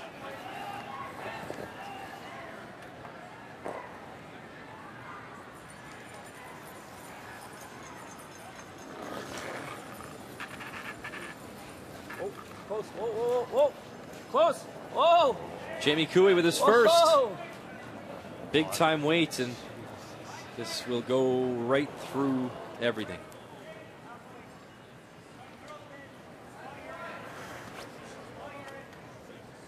If he absolutely knocks it. The question is, do we go right in on top again? Actually, right here. Yes, would be a really good, foot in eh? front of it, because then it takes this angle here. Same ice. Okay. Full 8. Foot in front. A foot in front of it, Carter.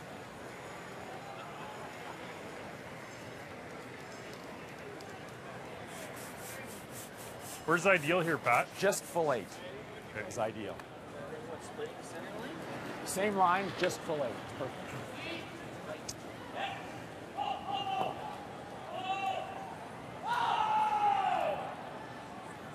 As Pat Simmons settles into the hack. It's going to be a very interesting battle tonight, Dave, when Team Canada takes on Team Alberta. Both teams from Calgary. Both teams have had a lot of fan support. Both teams want to get this crowd going, and of course it's Pat Simmons and Nolan Thiessen and Carter Rycroft taking on their former skip, and Kevin Cooley, and of course John Morris taking on his former Olympic gold medal teammates, and Ben Hebert and Mark Kennedy. Now, there's so many storylines to that game, isn't there? And it's the game that everybody's been talking about all week here in Calgary. Well, Nolan Thiessen had a great comment as they finish up this stone from Pat to try to lock it on. So that's the situation now for Jamie Cooey, and Nolan's comment was, it's kind of like that analogy where you have the Roadrunner and Bugs Bunny, and they go in as friends and they punch their card, and then they try to beat each other up all day long, and they finish, they punch their card, and then they're buddies again after. And obviously both are such competitors, and they're obviously great friends off the ice. And the move was more about just needing a change and everyone having different philosophies and different points of their life. And yeah, I think that's the biggest thing, is just different stages in their life. I know that Kevin Cooey really wanted to make a big time run at the Olympic trials and do everything they can, including playing almost every weekend. Mark Kennedy and Ben Hebert and Brent Lang were on board for that, whereas somebody like Carter and Pat, they were wanting to slow down at least for this year and see what happens after that and not play as much. So no, you're right, they're all really good friends off the ice. I know they spend a lot of time together, but it just comes down to sometimes your decisions in terms of how much you want to commit to the game and when. Just nose it with hack. Nose before you mean? And speaking of decisions, is there anything that stands out to you here, Dave, that Jamie can play? Well, they're talking about how they limit the steal. It's not really any question if they're going to give up a steal, it's just how many. Yeah. I've seen a lot else. The only way we only give him one is if I nut that, and he gets one. Yeah. I don't know. Yeah, 20-foot hack on this, run back and stick to give up one. It's either that or the run. What do you guys like?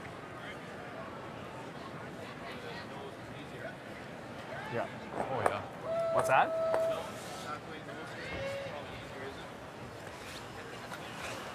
So they're playing to give up 2. They'll play a hack weight on the nose, and the 2 remaining points will be the red one in the top 4 foot and the red one in the top 8 foot.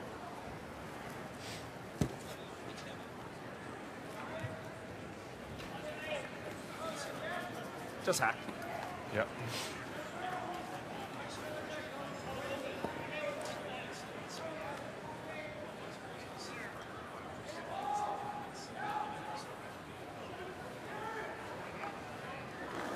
So some big time trouble here in the 6th end for Jamie Cooey. Final stone on the way, trying to limit the damage and get the Red Rocks going around the button and top 8. Well, this has to curl to get to nose. Yep, get rid of it. Yes, yes. Good, good, good, good, good, good. Bang the Reds, and 1 will go, but it is a steal of 2 for Team Canada. And a 4-1 advantage for John Morris, and now this team being skipped by Pat Simmons.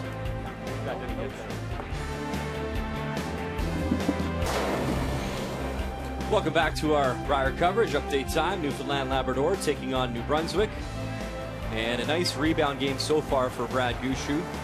Taking on the rookie out of New Brunswick, Jeremy Mallet. And final stone on the way. He needs a real nice draw to come in against 2 stones. Got to find that button and pick up his single. Right on the pot, guys. Mallet playing with Zach Eldridge, Chris Jeffrey. Curling now. And stops just in time. So a nice judge from the front end, and great draw to pick up 1. Jared Bezenson also part of that front end. 5-2. It is Brad Gushu with the advantage so far. So let's update you. The standings thus far, Northern Ontario, they're up 10-0 in their game over PEI, looking very good to make it 6-0. Saskatchewan, really good start there, 4-1. All those teams there with 2 losses. Of course, other teams with 3 losses. Such a strong field. And just a reminder, top 4 do make the playoffs here in Calgary at the Tim Hortons Brier. And back to the game that we are featuring. Team Canada taking on the Territories. And a 4-1 advantage for Team Canada. In the meantime, live look, Quebec taking on Team BC. Final stone on the way from Jim Cotter. Yep. Yep. And it looks like a very difficult out-turn draw, which is going to end up going away from center into the 4-foot for their single point. This one live on TSN 1 and 3 right now if you want to tune in. Vic, Cheryl, and Russ with the call. Sweet for tea. You got it. We're good. We're good. Clean. And there's that little hole that Dave talked about. What draw weight from Jim Cotter. Navigates the port beautifully. Nice shot. As the runner-up from last year picks up a single. Quebec with a 4-3 lead after 6. Great draw weight from Jim Cotter. Boy, he's been impressive so far this week. Meantime, back in our feature game, Carter Rycroft being asked to peel the guard. And away it goes.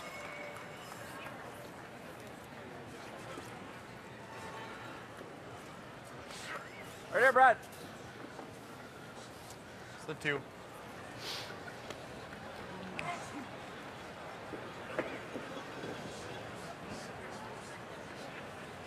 Well, a decent setup for Northwest Territories. They'll keep throwing the corner guard, guarding their own, and hard line. Try to generate to this it's end. Heavy. 2, 3. 3. Get within 1. Wow. 3, 4. Line's no good. It's 3. Oh. Can't be too tight, or they'll just run the double. We're to it. Frozen. Frozen. Okay.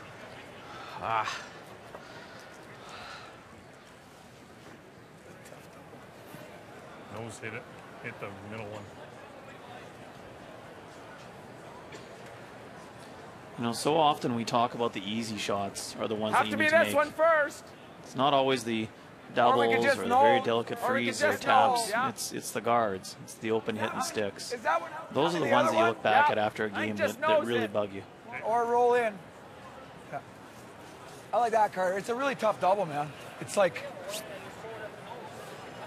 Okay. All right, just at the nose. Okay. If I tick it, I tick it. Okay. Sounds good. Turn. Out. Be nice and straight here.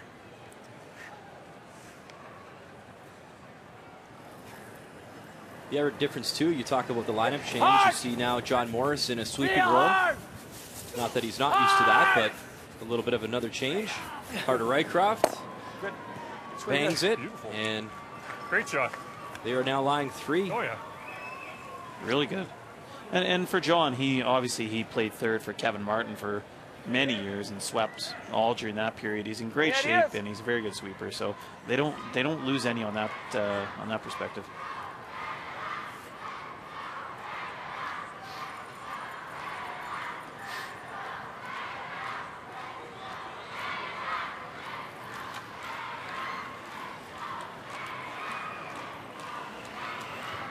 Should be 2-3. Clean it. Looks big again. It's 3. All there, all there. Get a 3. Get a 3, guys. It's all there. It's there. All there. Oh, you look in again. All there. It's not in. Yep. Oh. It's a good spot. Thin across, eh? What if you go over the top this way? Ooh, that's real thin, John. It is, eh? Yeah. It's real thin. This isn't super thin, though, this way.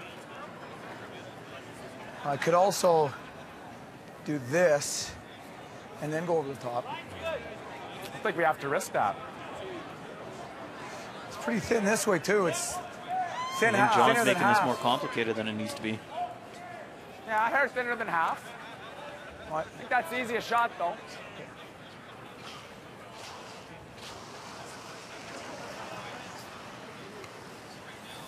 Okay, we got to be a thin half. Yeah, want to miss. Miss everything? Yeah.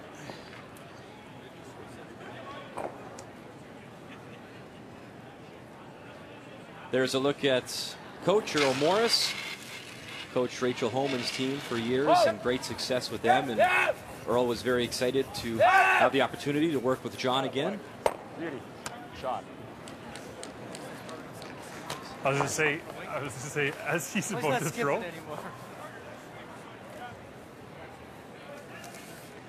What about a center guard? And maybe that's the small differences that we're going to see. John was looking at all sorts of options on that shot, of how to get rid of it and off their own. And Pat just calmed it down and said, you know, a little less than half, and it's fine on the out-turn side. Yep. 9-10. Yep. Right. Hard. 10-11. Hard. Whoa. Hard. Whoa. Hard. No. That's it. Shot. Nice Yeah, very nice shot. Beauty. So Mark Whitehead gets the hit and flip behind cover. Control. Just solid control.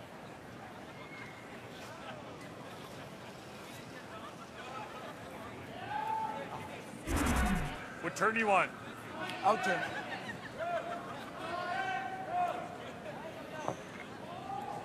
Just control, boys. Should be able to hold it pretty good. Control weight, and they'll try and spin another one red into another red one into sit 2. Clean. Yep. Whoa. Yep. Whoa. Right off. Carter. Go, Carter. Okay. No, that's fine. You need less weight, eh? You need like board weight to make that shot. Shit. Air high on this side. Yeah, I like that. So what weight did I have there? You were probably there. Okay. You were 11.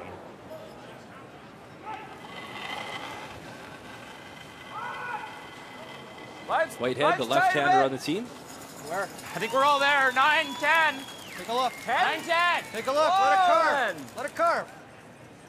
10.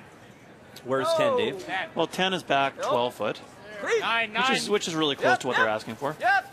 Yeah, we got to keep it on. Whoa. Trying to line it up as a freeze right on the red one. Very nice. Good throw, Mark. So for now, Territory's lying 2 with Hammer here in 7, trying to generate their deuce.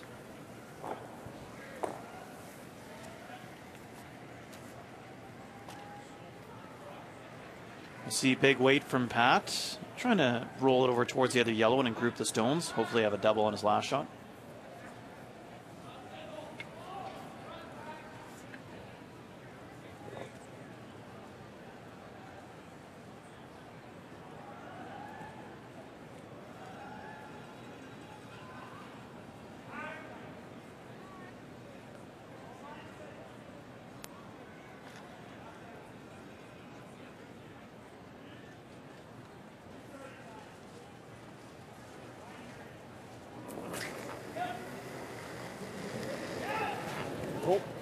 So Pat Simmons, his first here in 7. Whoa! Nothing yet. Might get a roll here. Hard! Bang the yellow. And rolls behind his top 8, and that one is buried. Yeah, that turned out pretty good. It's not typically the way you play hit and roll behind guard with peel weight, but if that was moving, yeah, no doubt. Can't complain with the results. Like that. Sean's just laughing at that too.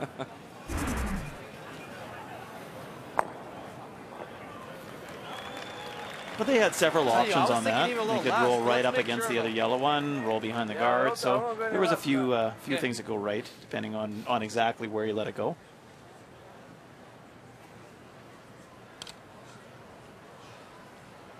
For T-line here, guys. Yeah. Same speed. Good speed. Okay, don't lose this.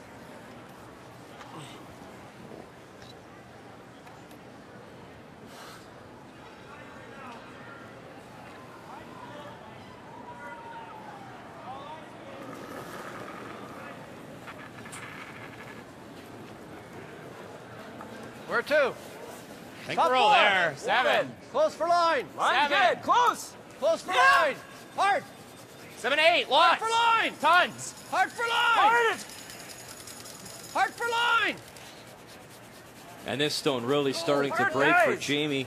Whoa, whoa, whoa. He'll rub it off the red, and that one's fully exposed now for Pat Simmons to make a play on. Went early. Yeah. Now the question is where to hit it, if they do.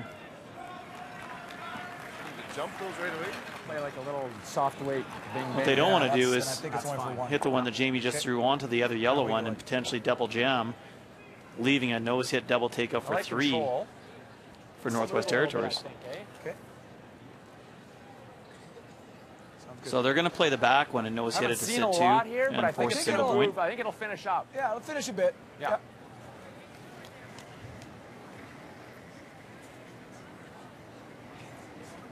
Great on the beat, Pat. Yeah, nose is pretty good. Yeah. I'm going to throw control, though. I think this will move a little on us, so I'll mess around with anything too quiet.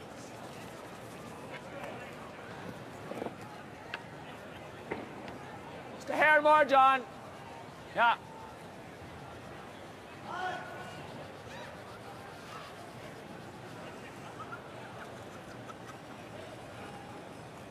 And we talked about that special game tonight where it'll be Team Canada versus Alberta for John Morris. The next game is against British Columbia, and of course he'll be taking on his former teammates from being the Brier runner-up team last year in Team BC and Jim Cotter's team. Yeah, just a lot of really interesting storylines in this year's Brier. On and off here for Pat Simmons. On the nose, make it go away, and Team Canada lies 2 without.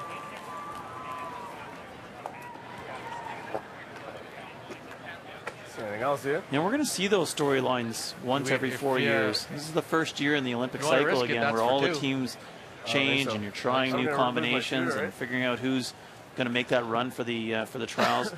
So that every 4 years we're going to see that that type of mix-up happen for sure. That never really happened for you though, Dave. You guys really had that chemistry and that success, and you guys stayed together a long time. We did. We were one of the rare teams that I think we played together for almost 15 years at a very high level. You know, certainly there are some other teams. I think of the Howard rank stayed together for a lot of years. But it's a little more rare. I mean, lives change and people have other priorities that take precedence. And really to compete for that Olympic dream, you know, you need to put pretty much everything into it that you can. T-lines! So final stone here on the way from Jamie Cooey. T-line! Line's good. T-line! Drawing against 2. Where? It's pretty good. T-line! Okay, go, go! Need to drag it, get to the 4 foot. Whoa, you're good! Go for line! We're good, we're all there. Line is close, weight is perfect. Nice shot from Jamie Cooey, drawing against 2 as he picks up his single. A 4-2 advantage for Team Canada here in Calgary.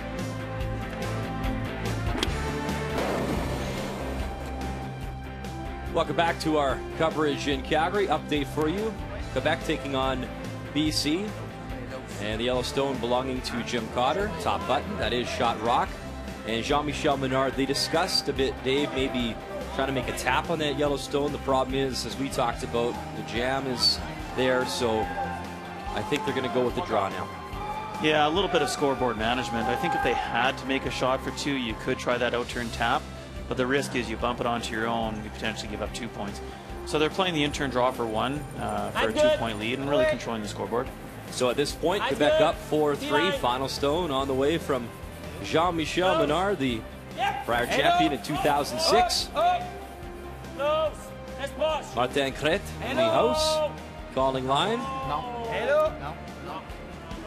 Eric Sylvain and, of course, brother Philippe Menard waiting. Now it makes it break. Did they get enough? Waited too long.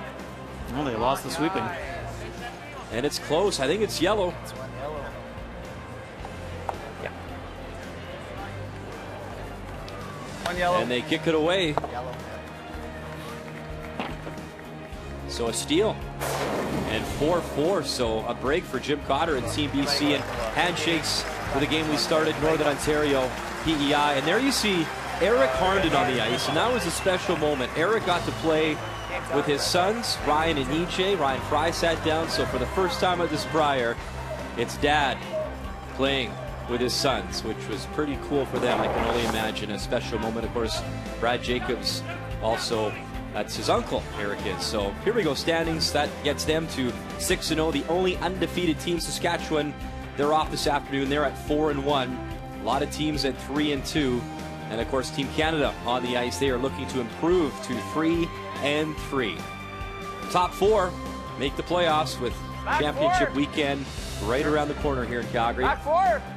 Beautiful draw from Jamie Cooey in 7 as he found the button, picked up his single. Team Canada has a 4-2 advantage. They also have Hammer now here in 8. And of course, if you're just joining us for the first time, a lineup change for this team. John Morris is now at 3rd, and Pat Simmons is skipping the team, throwing the final stones as well for Team Canada. Serious? At least. No, just 12 even. 9. Yep. Hard. Yeah, and obviously there's going to be some adjustment period having Pat in the house and skipping the team, but from what I've seen so far in these last 3 ends, they've looked very comfortable. 3/4, Carter. So the Territories had some guards to work with here. This is going to run dead straight. 80%. 5%. Whoa! Carter Roycroft. Never. Other way. Okay. Sticks the shooter, but the 2 yellow will go. Now a very high guard. At least it's a red rock now.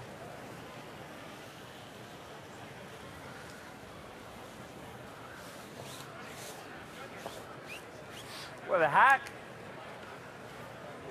Hack. What do we? Hack. Well, Jamie's got some rocks to work with. I mean, the challenge is that the red guard is very high and quite easy to come around and move rocks behind it. Just hack. Clean. Hack. Yep. Soft hack. Whoa. Yep. Whoa. Whoa. No. No, no, no, no, no, no, no, no, no, no, no, no, no. That works. Job, Ed. Our updates continue. Newfoundland Labrador taking on New Brunswick, a 5-2 advantage for Brad Gushu. He's lying 2 already. And this a draw to try and pick up 3. And for Gushu, it was a fantastic start, Dave. He won his first 3, but he's dropped his next 2. So a 3-2 record coming in. Final stone on the way. Yeah, he had a great start, and just a couple small mistakes yesterday cost him some games. This is a really difficult in-turn draw, going so wide out. I know that he was thinking he had to throw it a little bit harder because he's into a new path, but just a hair too much weight. So it is 2. And still a very nice, comfortable lead, 7-2 after 7 for Brad Gushu. And, of course, you see Mark Nichols back in the fold. Obviously, those two had great success not only at the Olympics, but in Briers together, and losing that final a few years ago to Glenn Howard. Just touch center. 2. Here, Mark.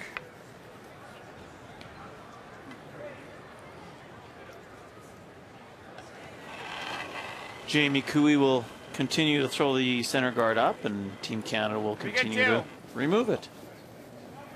Take a look. I think we're all Looks there. Like lots. Looks like lots. Three. Green it. Three. Whoa. Line's tight too. Whoa. We're all there. Oh. Whoa. Three. Whoa. Die. Sit. Whoa. Hey. Whoa. Ah. Marcus.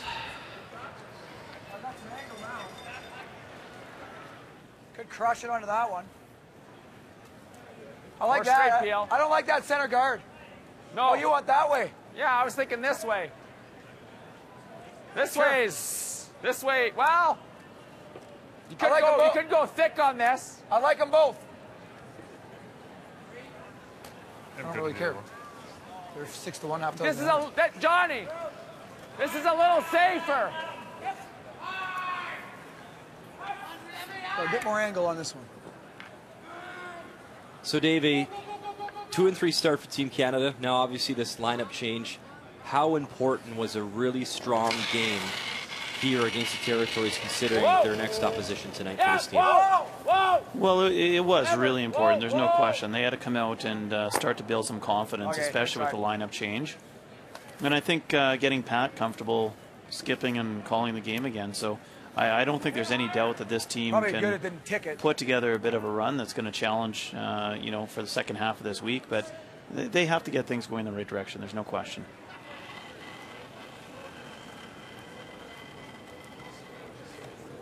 Hard line a bit. They also realized that Line's even good. at 2-3, they were Nice too. Bring it to center. very fortunate to Line's win the good one by game they itself. did yesterday against New Brunswick with Clean it up. Jeremy Hold it. Mallet missing his last shot. At the end. Oh, line's good by itself. Yep. No. Whoa. Clean. Just two. Oh. I think Nolan called it the Good Houdini Act. Yeah, it was Or something. escaping Alcatraz, that's what it was. It was something. Either way, they were lucky to get the win. Just a reminder, tonight, of course, it is not 10:30 a.m. Eastern Time. It'll be 6:30 p.m. local, 8:30 p.m. Eastern. Sheet A, Ontario taking on Newfoundland Labrador. You can watch that one on TSN 3, and Team Canada takes on Alberta. That one you can watch on TSN 1. Very exciting here. For the first time ever on TSN, you have the choices to watch whichever you choose on our 5 TSN feeds, of course, TSN 1 and 3. It's not going to do a ton. No, but I'm saying. Put it here. Just here. He just does this. Yeah. Right? If you're here, what's he do? Can't get here anyhow. Would we ever come off our 3 and put it here? What about just this? Yeah. That's perfect. All right. I like that. He'll probably try and run this, I'm assuming. Well, if you're here, you can't, right? No, he'll run this. Oh, you can't if you get it over here. Yeah. But he's gonna have probably a skinny double. Yeah. That's we fine. got to make sure that we're here, though. Fourth. Okay. Just back 4 weeks. Is that too much from where we saw a couple ends here? Well, no, that's good. I like that right there. Like I showed you draw here. Yeah. And it under curl. Yeah. That's okay. Yeah. Because you're throwing back 4, right? Yeah. Yeah. Just edge. Yeah, you're right. A hair more. Yeah. So they're just trying to figure out back eight and make a max. decision as to how they position the yellow have rocks that to yellow make the and- angles as difficult as possible for Pat to eliminate multiple yellow stones. So they're going to tap the yellow one to the back 8 foot and try and roll right towards the center line, leaving the angles on the top ones So what's that, jamming back on eight? that red rock. 85? 85-90, yeah. What numbers are they talking about when they say 85-90, Dave? Yeah, those are their split times. So there's First two, different boys. ways of It's not bad. using the stopwatch to gauge how fast the ice is. So they're basically measuring from the back line to hog and giving Jamie an idea of how hard to throw it. Whoa, yep. No. Yes. Yes. Jamie Cooey with his first, and he will lock it onto his own stone. Well, we have a brand new skip for Team Canada with the lineup change. Pat Simmons' numbers versus Jamie Cooey. Yeah, good numbers by Pat. Obviously shooting 83% and 100 on his hits, which isn't surprising. For Jamie Cooey, he's only shooting 73, but some of the shots he's had to throw have been extremely difficult, if not impossible at times. So, you know, he's throwing well. Hopefully he can keep his team in it for another couple ends and give themselves a chance. Player comparisons are brought to you by Ford, proud partners with Touring Canada for 21 years. The one I just threw nice. It came up an inch. Yeah, mine will run pretty straight here. Okay. So big weight, bang, bang, they all go? Big weight, absolutely. Quarter, third is close. Cooey was just a little bit light on his. He was trying to move that back one back to the 8-foot. A little bit light, so it overcurled, and now gives Pat Simmons the opportunity of the triple.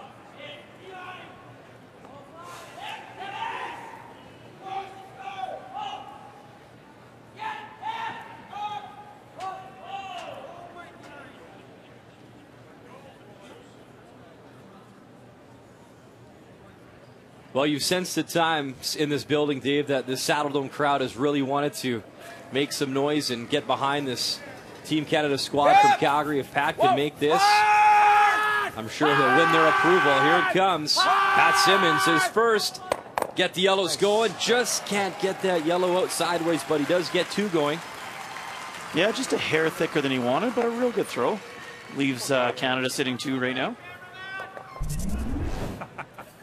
Come on. Nice shot, Pat. As good as we can do. Yeah, I guess so. I thought we had a chance. That's firm. Chance for Northwest Territories to make the double and force Team Canada to a single point. I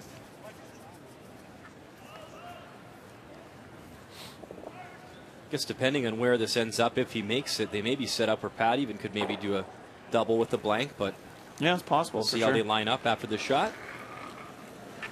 Saw Mark Keane make a brilliant blank with a double and roll out earlier this week. Yep. Whoa. Whoa. Right off. Jamie Cooey Hard. gets them both. And now the easy double is left for the single. Or they could draw. No, I think they're forced to one either way. Same sort of weight, like, or heel weight. Yeah.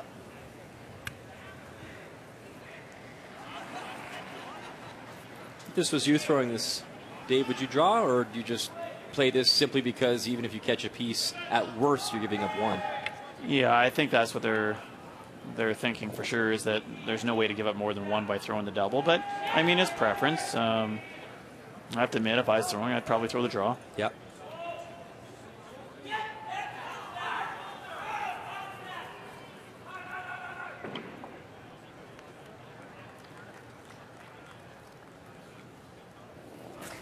So final stone here in 8.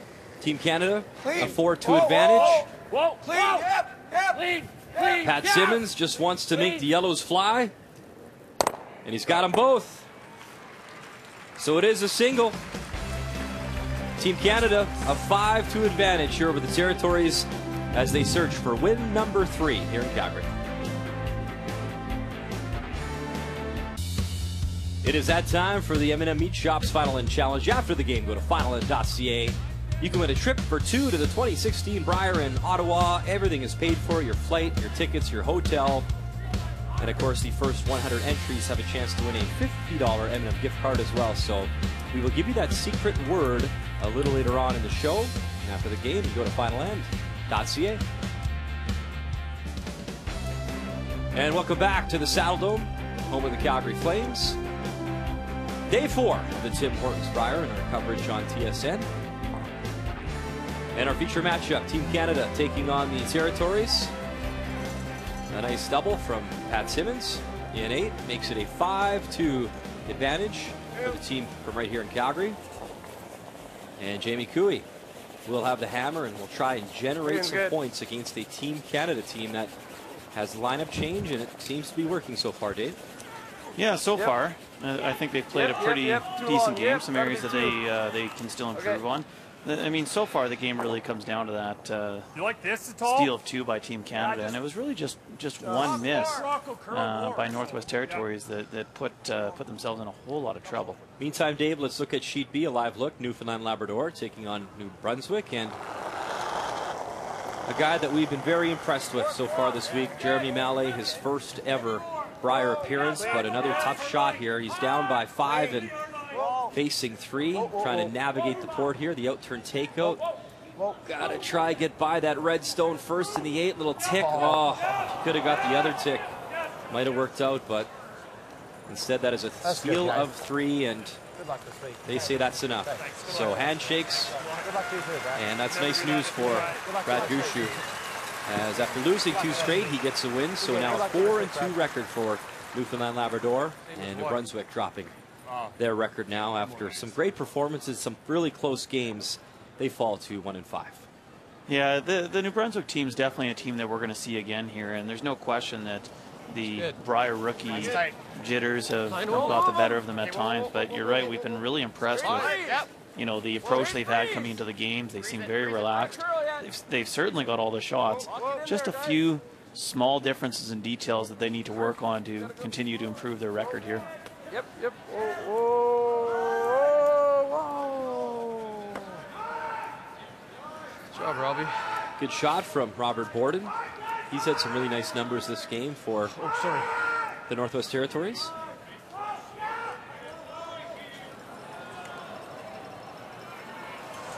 Whoa!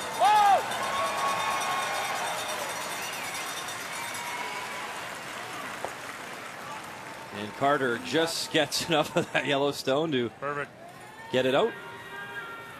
Yeah, nobody asks how hard you got it out by. Just did you get it out? Right, like golf. Par is a par. Doesn't matter how it looked. Corner up, Plummer.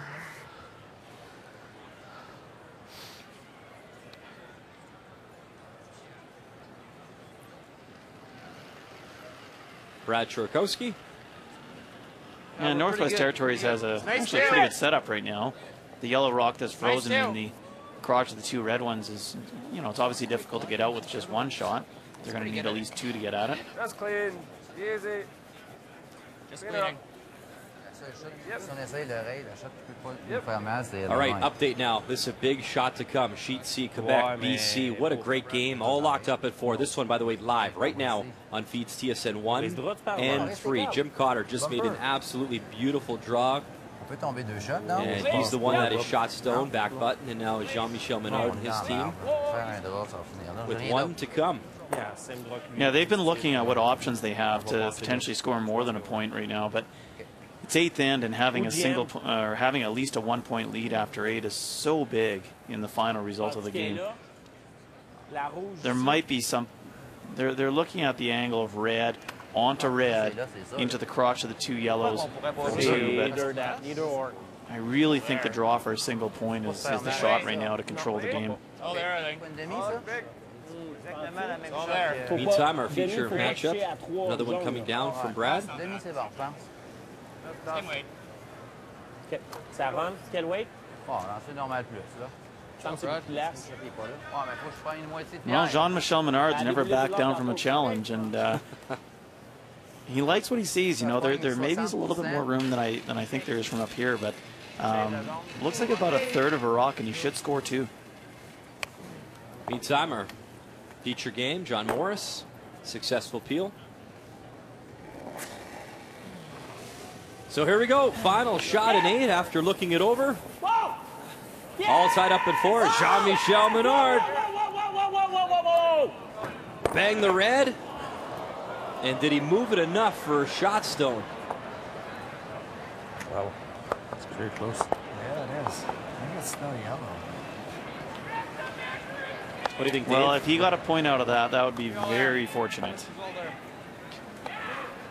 Brett looking it over. Yeah, yellow it is. No, I don't think so. I think that BC stole a point there. So Jim Cotter, he made that draw. That was his stone. So it's 1 for BC and a steal. So a 5-4 lead after 8. And just a reminder, that one is live on TSN 1 and 3.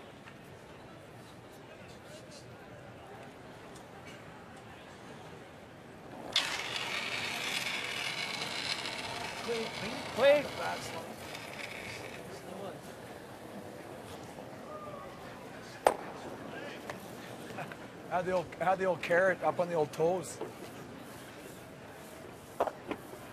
Good throws, John. Thanks. On the You don't want corner. to move this. Pardon me? What path do you like? Let's go this way. You like this one? Dead nose or just off? What? Right on the nose or just off it? Right on the nose. Okay. Nose are on the Straight to edge. yellow, don't move it.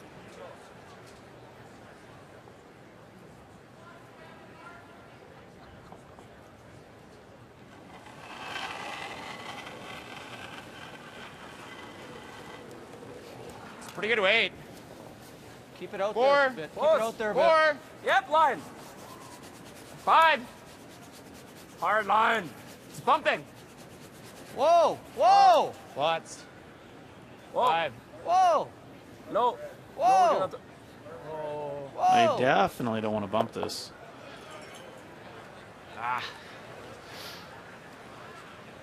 Well, looks like there's enough separation now that Canada can throw Peel away and get rid of all the yellows.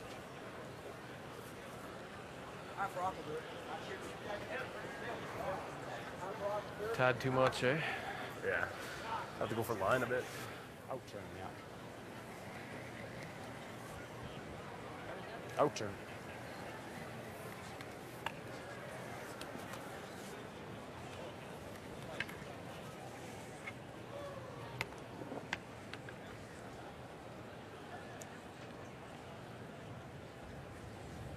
Out turn Peel just on the low side or center line side, and the yellows should go pretty easily.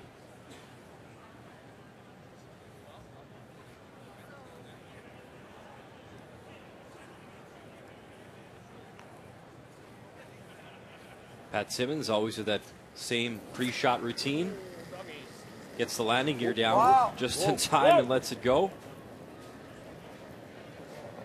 Watch the shooter. We're going to roll Nothing the shooter yet. into second. And won't get them both, but he'll shoot that yellow sideways. Dave, what was your pre-shot routine, things that you did to get yourself prepared for a big shot? Well, for myself, as I came down the ice, I always visualized exactly what it was that I was going to be throwing. So that was the biggest part. I needed to know how I was going to feel coming out of the hack in terms of how hard I'd be pushing. You know, other than that, it's just kind of your own little habits, I guess. For me, it was pushing my watch up and turning my ring and cleaning my slider with my hand, even though, you know, none of those things needed to be done. But it was just my habits and routine. Oh? Yeah. Okay.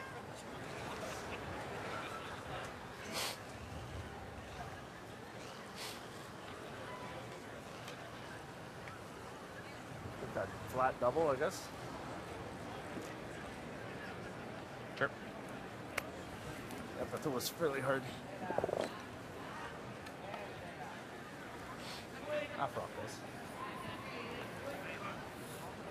Will this, in turn, if he makes it, just set up another double here for Team Canada?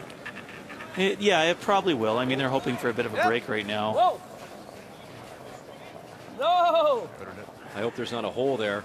Yellow, go on yellow! Gets the one, moves the other over. Tough to do. And for now, the territory's shot stone.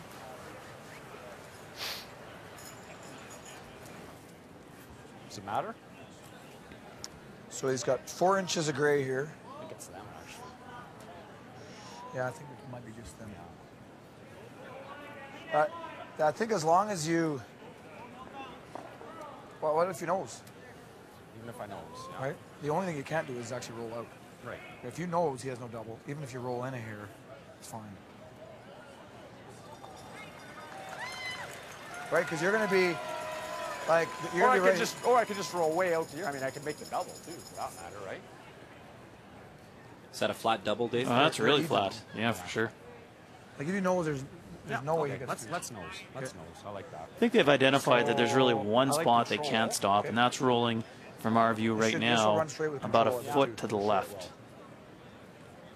He gives a pretty easy double on his shooter and the shot rock, or the second shot right now on the 8-foot. Just try and nose it, I think, is probably best. What's that, Pat? Nose it. So they're playing nose, but I mean, John and Pat both know that if it's a little bit wider, they'll call the roll further away. Try not to jump this. This will hang for a bit here. So. Okay. Out turn or in turn, Dave? Do you know? Out turn hack weight, or control.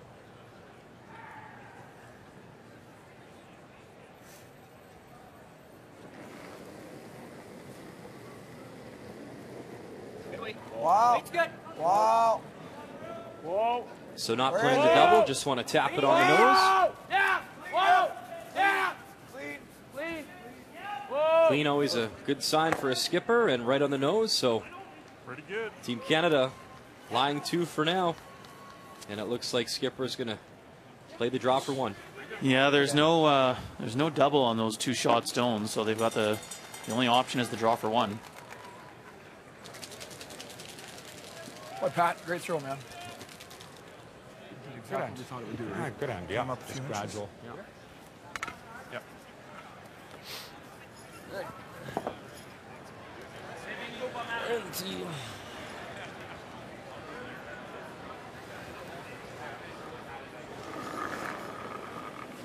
So final stone here from Jamie Cooey out of the Yellowknife Curling Center.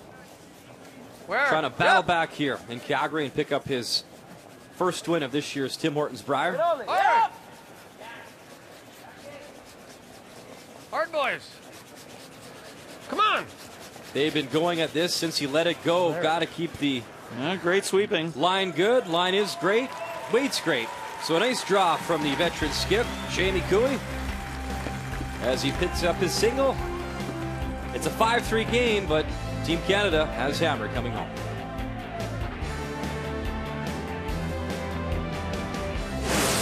The 2015 Tim Hortons Brier is brought to you by Tim Hortons, official coffee of Curling Canada.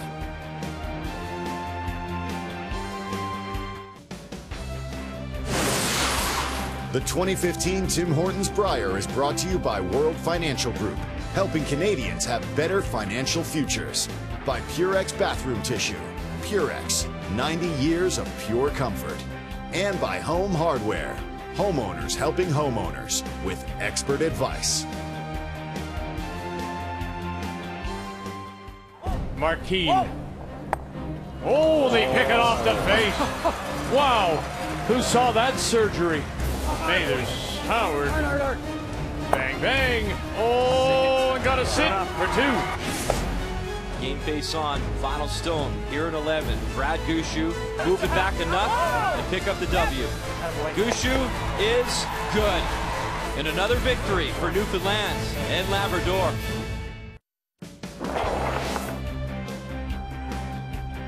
This is on TSN than ever before. If you want to watch Ontario, Newfoundland, Labrador, we got it on TSN 3. Team Canada and Alberta, a lot of people waiting for that one. That is on TSN 1. That is tonight. Draw 10, 8:30 p.m. Eastern Time on our TSN feeds. It is now time for Final End Challenge, and it's time for the secret word. Penguin. All right, so after the game, go to finalend.ca and you have a chance to win an all-expenses-paid trip to Ottawa for the 2016 Brier. I don't know if these guys are coming along, but they're pretty cool. After the game, log on, finalend.ca. The first 100 entries also have a chance to win a $50 M&M gift card. That is awesome. Those guys are dressed pretty well too, aren't they? They are, looking sharp. Welcome back to the Saddle Dome and our coverage of the Tim Hortons Brier. A 5-3 advantage for Team Canada. Jamie Cooey, a very nice shot at 9 to pick up a single, but it is John Morris and his team out of the Glencoe and Calgary with hammer and a 2-point lead coming home. And of course, it is now, I guess, Pat Simmons' team. He is the skip as they've made the lineup change.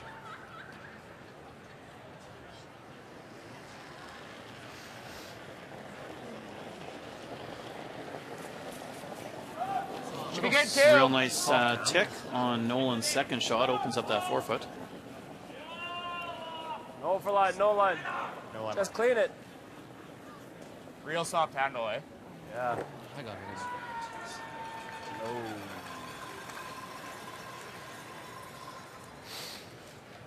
Throw, Brad. It's real thin to jam. Carter, stop.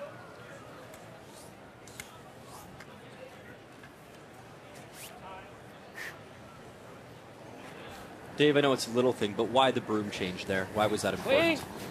Clean. Well, they might have a sliding broom that they actually use, and Carter might not have even realized he was holding a sweeping broom instead of a sliding broom.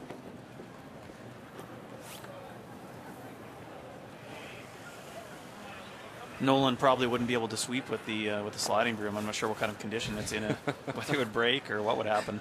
And of course, same way. If you tried to sweep with your sliding broom, that would have been, I would have paid to see that. That would be a problem. Of course, you used to use the crutch that Reed Carruthers uses out here pretty good. for Team Manitoba. And mine was actually made by Earl Morse. Really? Yeah.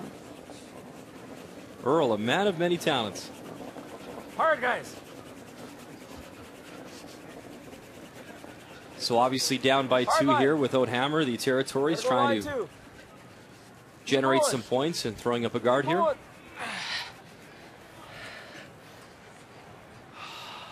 They've got a great setup to steal one. I'm just not sure how they're going to steal a second point. They need a bit of a miss out of Team Canada. It's funny, I remember we had this similar conversation about even during your playing time and how often you saw a team actually not steal one, but have to steal 2 to either win a game or even to force an extra. And sure enough, Team Canada was able to pull that off against New Brunswick. Does not happen very often. No, that was incredible.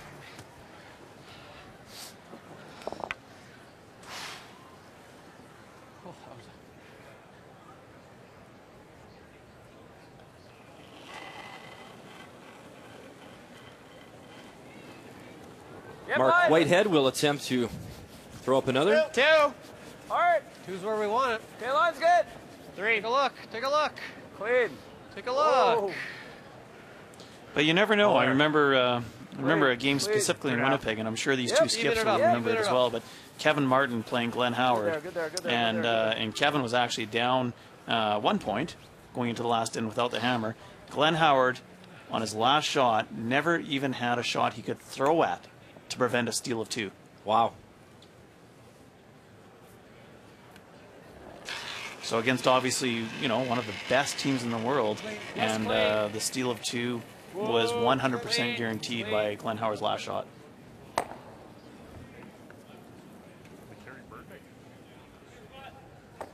It's amazing you bring up those great names, and Glenn Howard, and of course Kevin Martin. Jeff Stoughton comes to mind. Of course, Jeff Stoughton announcing he's stepping away from the game, but those 3 names, it seemed, were just synonymous with the Briers for the last decade, if not more. It always seemed that one of those teams was around in the hunt, competing, dominating. Yeah, it would have been back in the mid-2000s, I imagine, before we could find a Brier where one of them did not compete.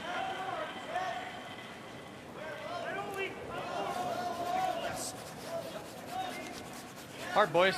It's 1-2. Hard. Hard. Gonna have to go for line all the way. Hard.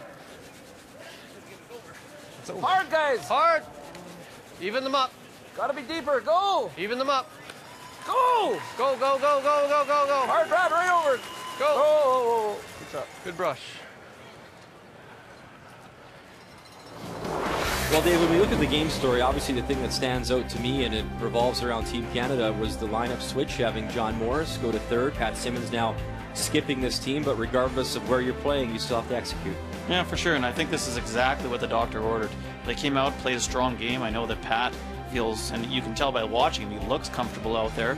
And, now they've got some momentum going into their next couple games. And for Northwest Territories, they actually played a really good game. They should feel good about it. I mean, they had a wrong miss at the wrong time that led to that steal of 2. Game story brought to you by Travelers. It's better under the umbrella. Hard. Hard. And Pat right out of John's hand. Hard. Whoa. Big weight, big scrub, bang. Got both yellow going, and the red one shoots back up. A nice job from John Morris. The worst is if I nut it, though. Like nut it, then it's got more than the 8-foot. Attaboy. Nice shot. Beauty. This should be better than those ones going across center. Just take a while. Yeah.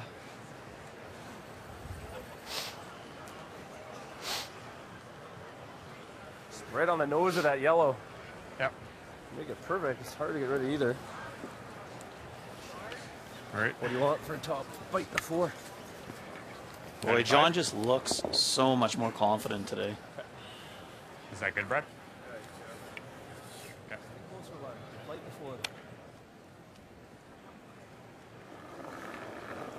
The move obviously working. Good success. It'll be interesting to chat with the guys after the game and right on my broom. get their thoughts. Six. Bruce, roll room. Okay. Mine's good. Right on my broom. Hit a room. Bring it to my broom. I think we're all there. No top. All there. Mine's close. Skip.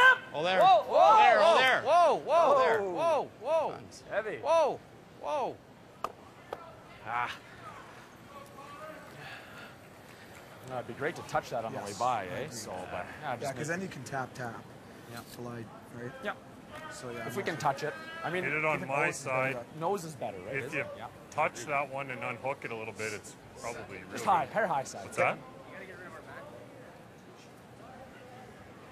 Now, obviously, they want to eliminate the top Yellowstone, but really, they want to get rid of the back red one as well. That's the one that's protecting the Important yellow thing here on the is to button. kill one, obviously, and then touch the other one, eh? So, nose is okay. Try for a hair high.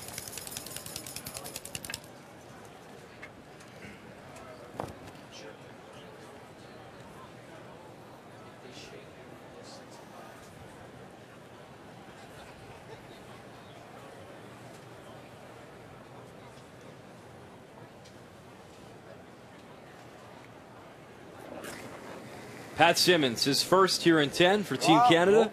Whoa. A 2-point advantage. They have hammer. Hard. Trying to simplify things. Bang the yellows. Scored it sideways. Nice shot from Pat. Yeah, great throw. Curled a bit. Cooey has no option but to hit the red stone in the top A, leaving a wide open hit for the win for Pat Simmons.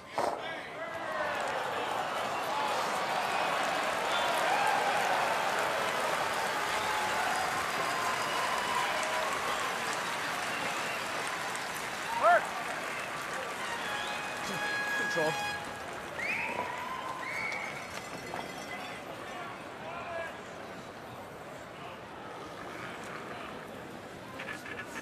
So Jamie Cooey now his final stone here in 10. Easy. Whoa, guys. Whoa. Whoa. Whoa. Clean. Playing the head, he needs to stick around here with the shooter. Good shot. And he will. So now Pat Simmons make one go away and wrap up win number 3 at this year's Brier.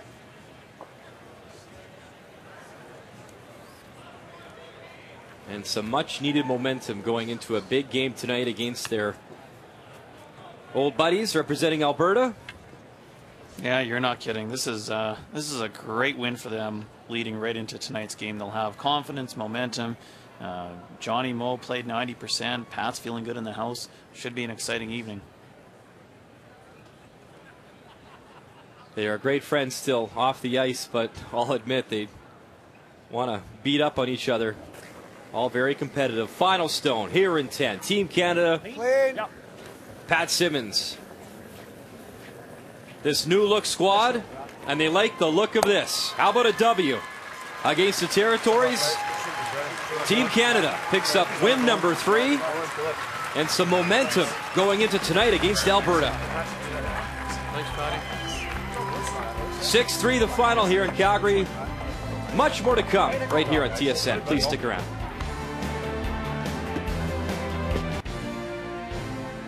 And welcome back to Calgary, Alberta. Great game for Team Canada. John Morris, Pat Simmons, as they pick up win number 3, improving to 500 so far. Nice 2-6 certainly helped on route to a 6-3 final over Jamie Cooey and the Territories. So Northern Ontario still perfect at 6-0. Saskatchewan at 4-1, and of course that win big for Team Canada as they improve to 3-3 as they get set for that big matchup with Alberta later on tonight. In the meantime, just one game remains on the ice. It is Quebec taking on Team BC. And let's go to Vic Rauter, Cheryl, and Russ with the call. Guys? And we welcome those of you who have been watching Team Canada against the Territories. Quebec with a big breakout of 4 in the 9th to lead 8-5. And British Columbia will have and does have the last rock here in this 10th. playing the Yellowstones. Jean-Michel Menard and his team coming in with a record of 2-3. Jim Cotter and the team from the Vernon and Kelowna curling clubs at 3-2. Got room. You got room. Loads of room. It's not curling yet. Back 8. Stay back here. It's there. No curl yet. Yep. Hard, right? Yep. Hard. Hard. We talked about that 9th end being so tough for Cotter. You're trying to force, and you leave sort of a lot of rocks in play, and then some great run backs are made, and suddenly there's a 4 goes up on the board. See it so many times. Whoa. Yep. Yep. Yes. Yes. Yep. Okay. Peeling off the corner. Mentioned Team Canada and the Territories. It's a 6-3 win for the John Morris team, but today, of course, skipped by Pat Simmons, and the question will be, who will be skipping tonight? Here are your updated standings. A 6th straight win for Northern Ontario, with Saskatchewan in 2nd place. Newfoundland Labrador picked up another win. Manitoba and Alberta are playing much better, and Team Canada sitting now at 3-3 and heading towards that big game tonight against Alberta. Where you at?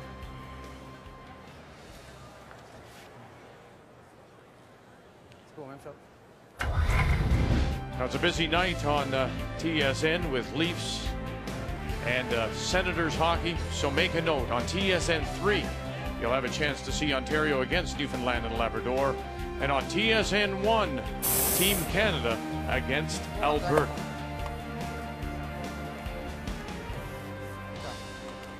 Sweet. Sweet. Move out. Chop. Helpless feeling here for British Columbia. Even giving up a 3 there would have been a realistic chance to get your 2 back, no problem at all. Now they need a nose hit on a guard. Hair tighter. Line's fine. We're good. Pretty well played game by BC too. You know, they were down that couple of points with a couple of spectacular shots by the Quebec skipper, and then they worked their way back, winning 3 ends in a row, all on singles, and boom. And at this time of the week, and already, you know, we're starting to see some of those teams that struggled early. Manitoba, Alberta, rounding into form, making their moves. And for Quebec, a 4th loss at this point in time would have been a big hole. So this is right now an opportunity for them, a big win to even their record at 3-3. Well, and they've already played 2 of the favorites. They played in Northern Ontario and Alberta already, so those games done with for Quebec. A little piece of grit there that's stuck to the ice.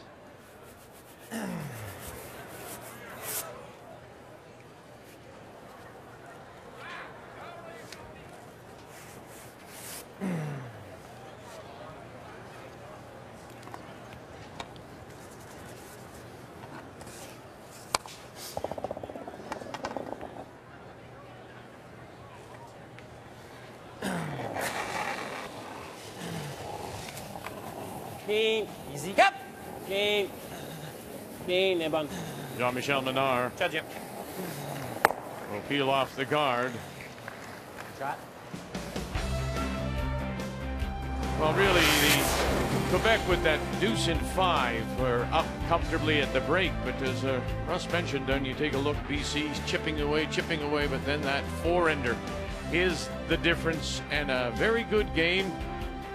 Ryan Kuhn started strongly, has fallen off to 74% compared to Martin Crête at 86%. The game story brought to you by Travelers. It's better under the umbrella. You've got to make them all count somehow. You've got to hide them somewhere, lift up the rings and put them under, I guess. That's what you feel like doing.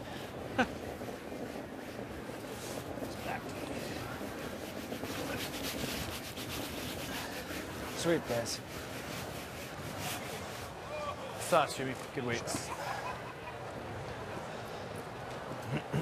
So make it go away. Throw, Jim. But,